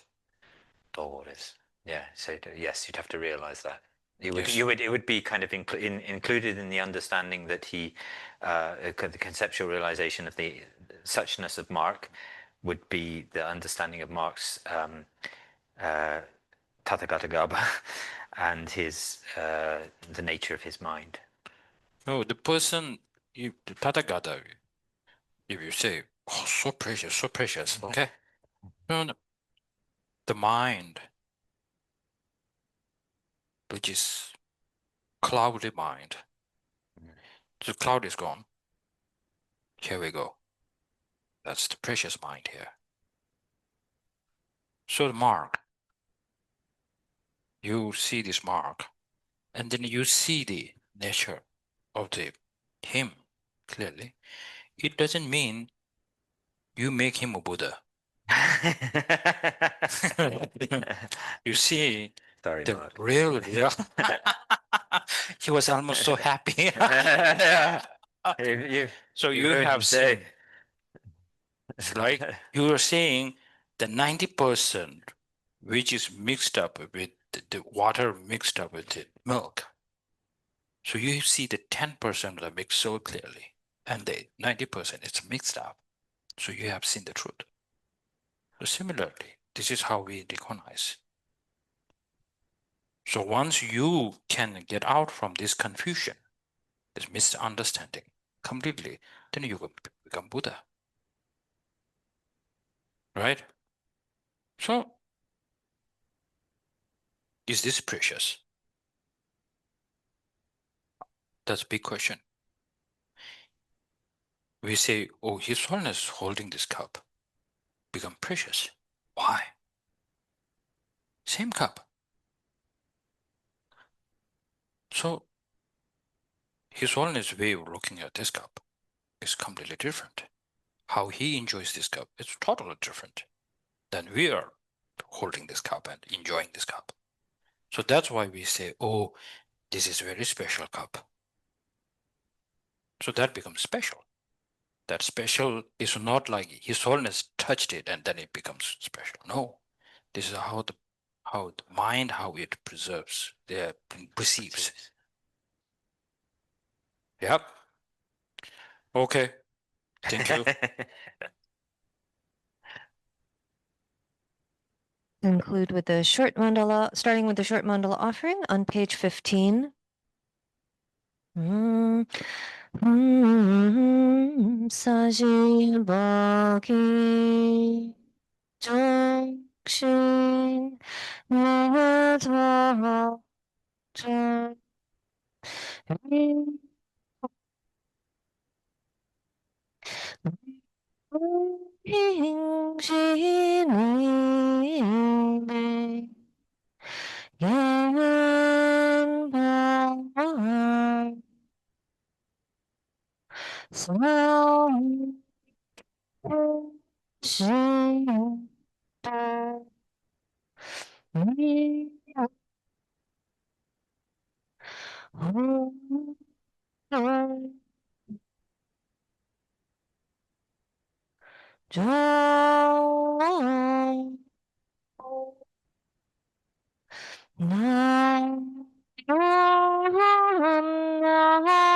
Jing Zhang Shang Yatsang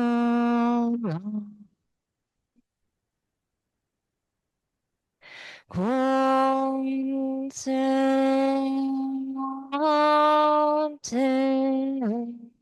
Jing Non Kang Jing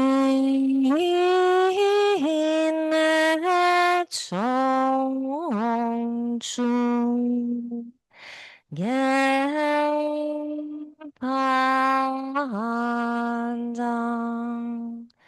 Long Sang Ten Drawing Sao Song Joy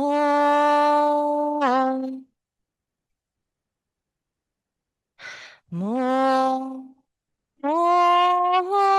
Setando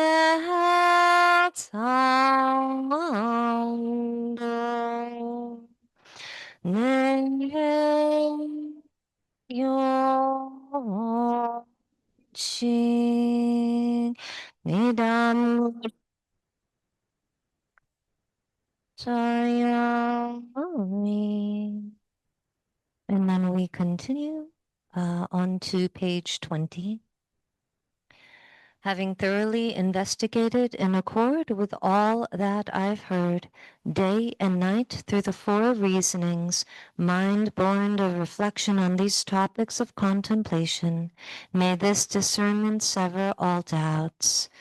In the land encircled by snow mountains, you are the source of all happiness and good. All-powerful Chenrezig Tenzin Gyatso, please remain until samsara ends.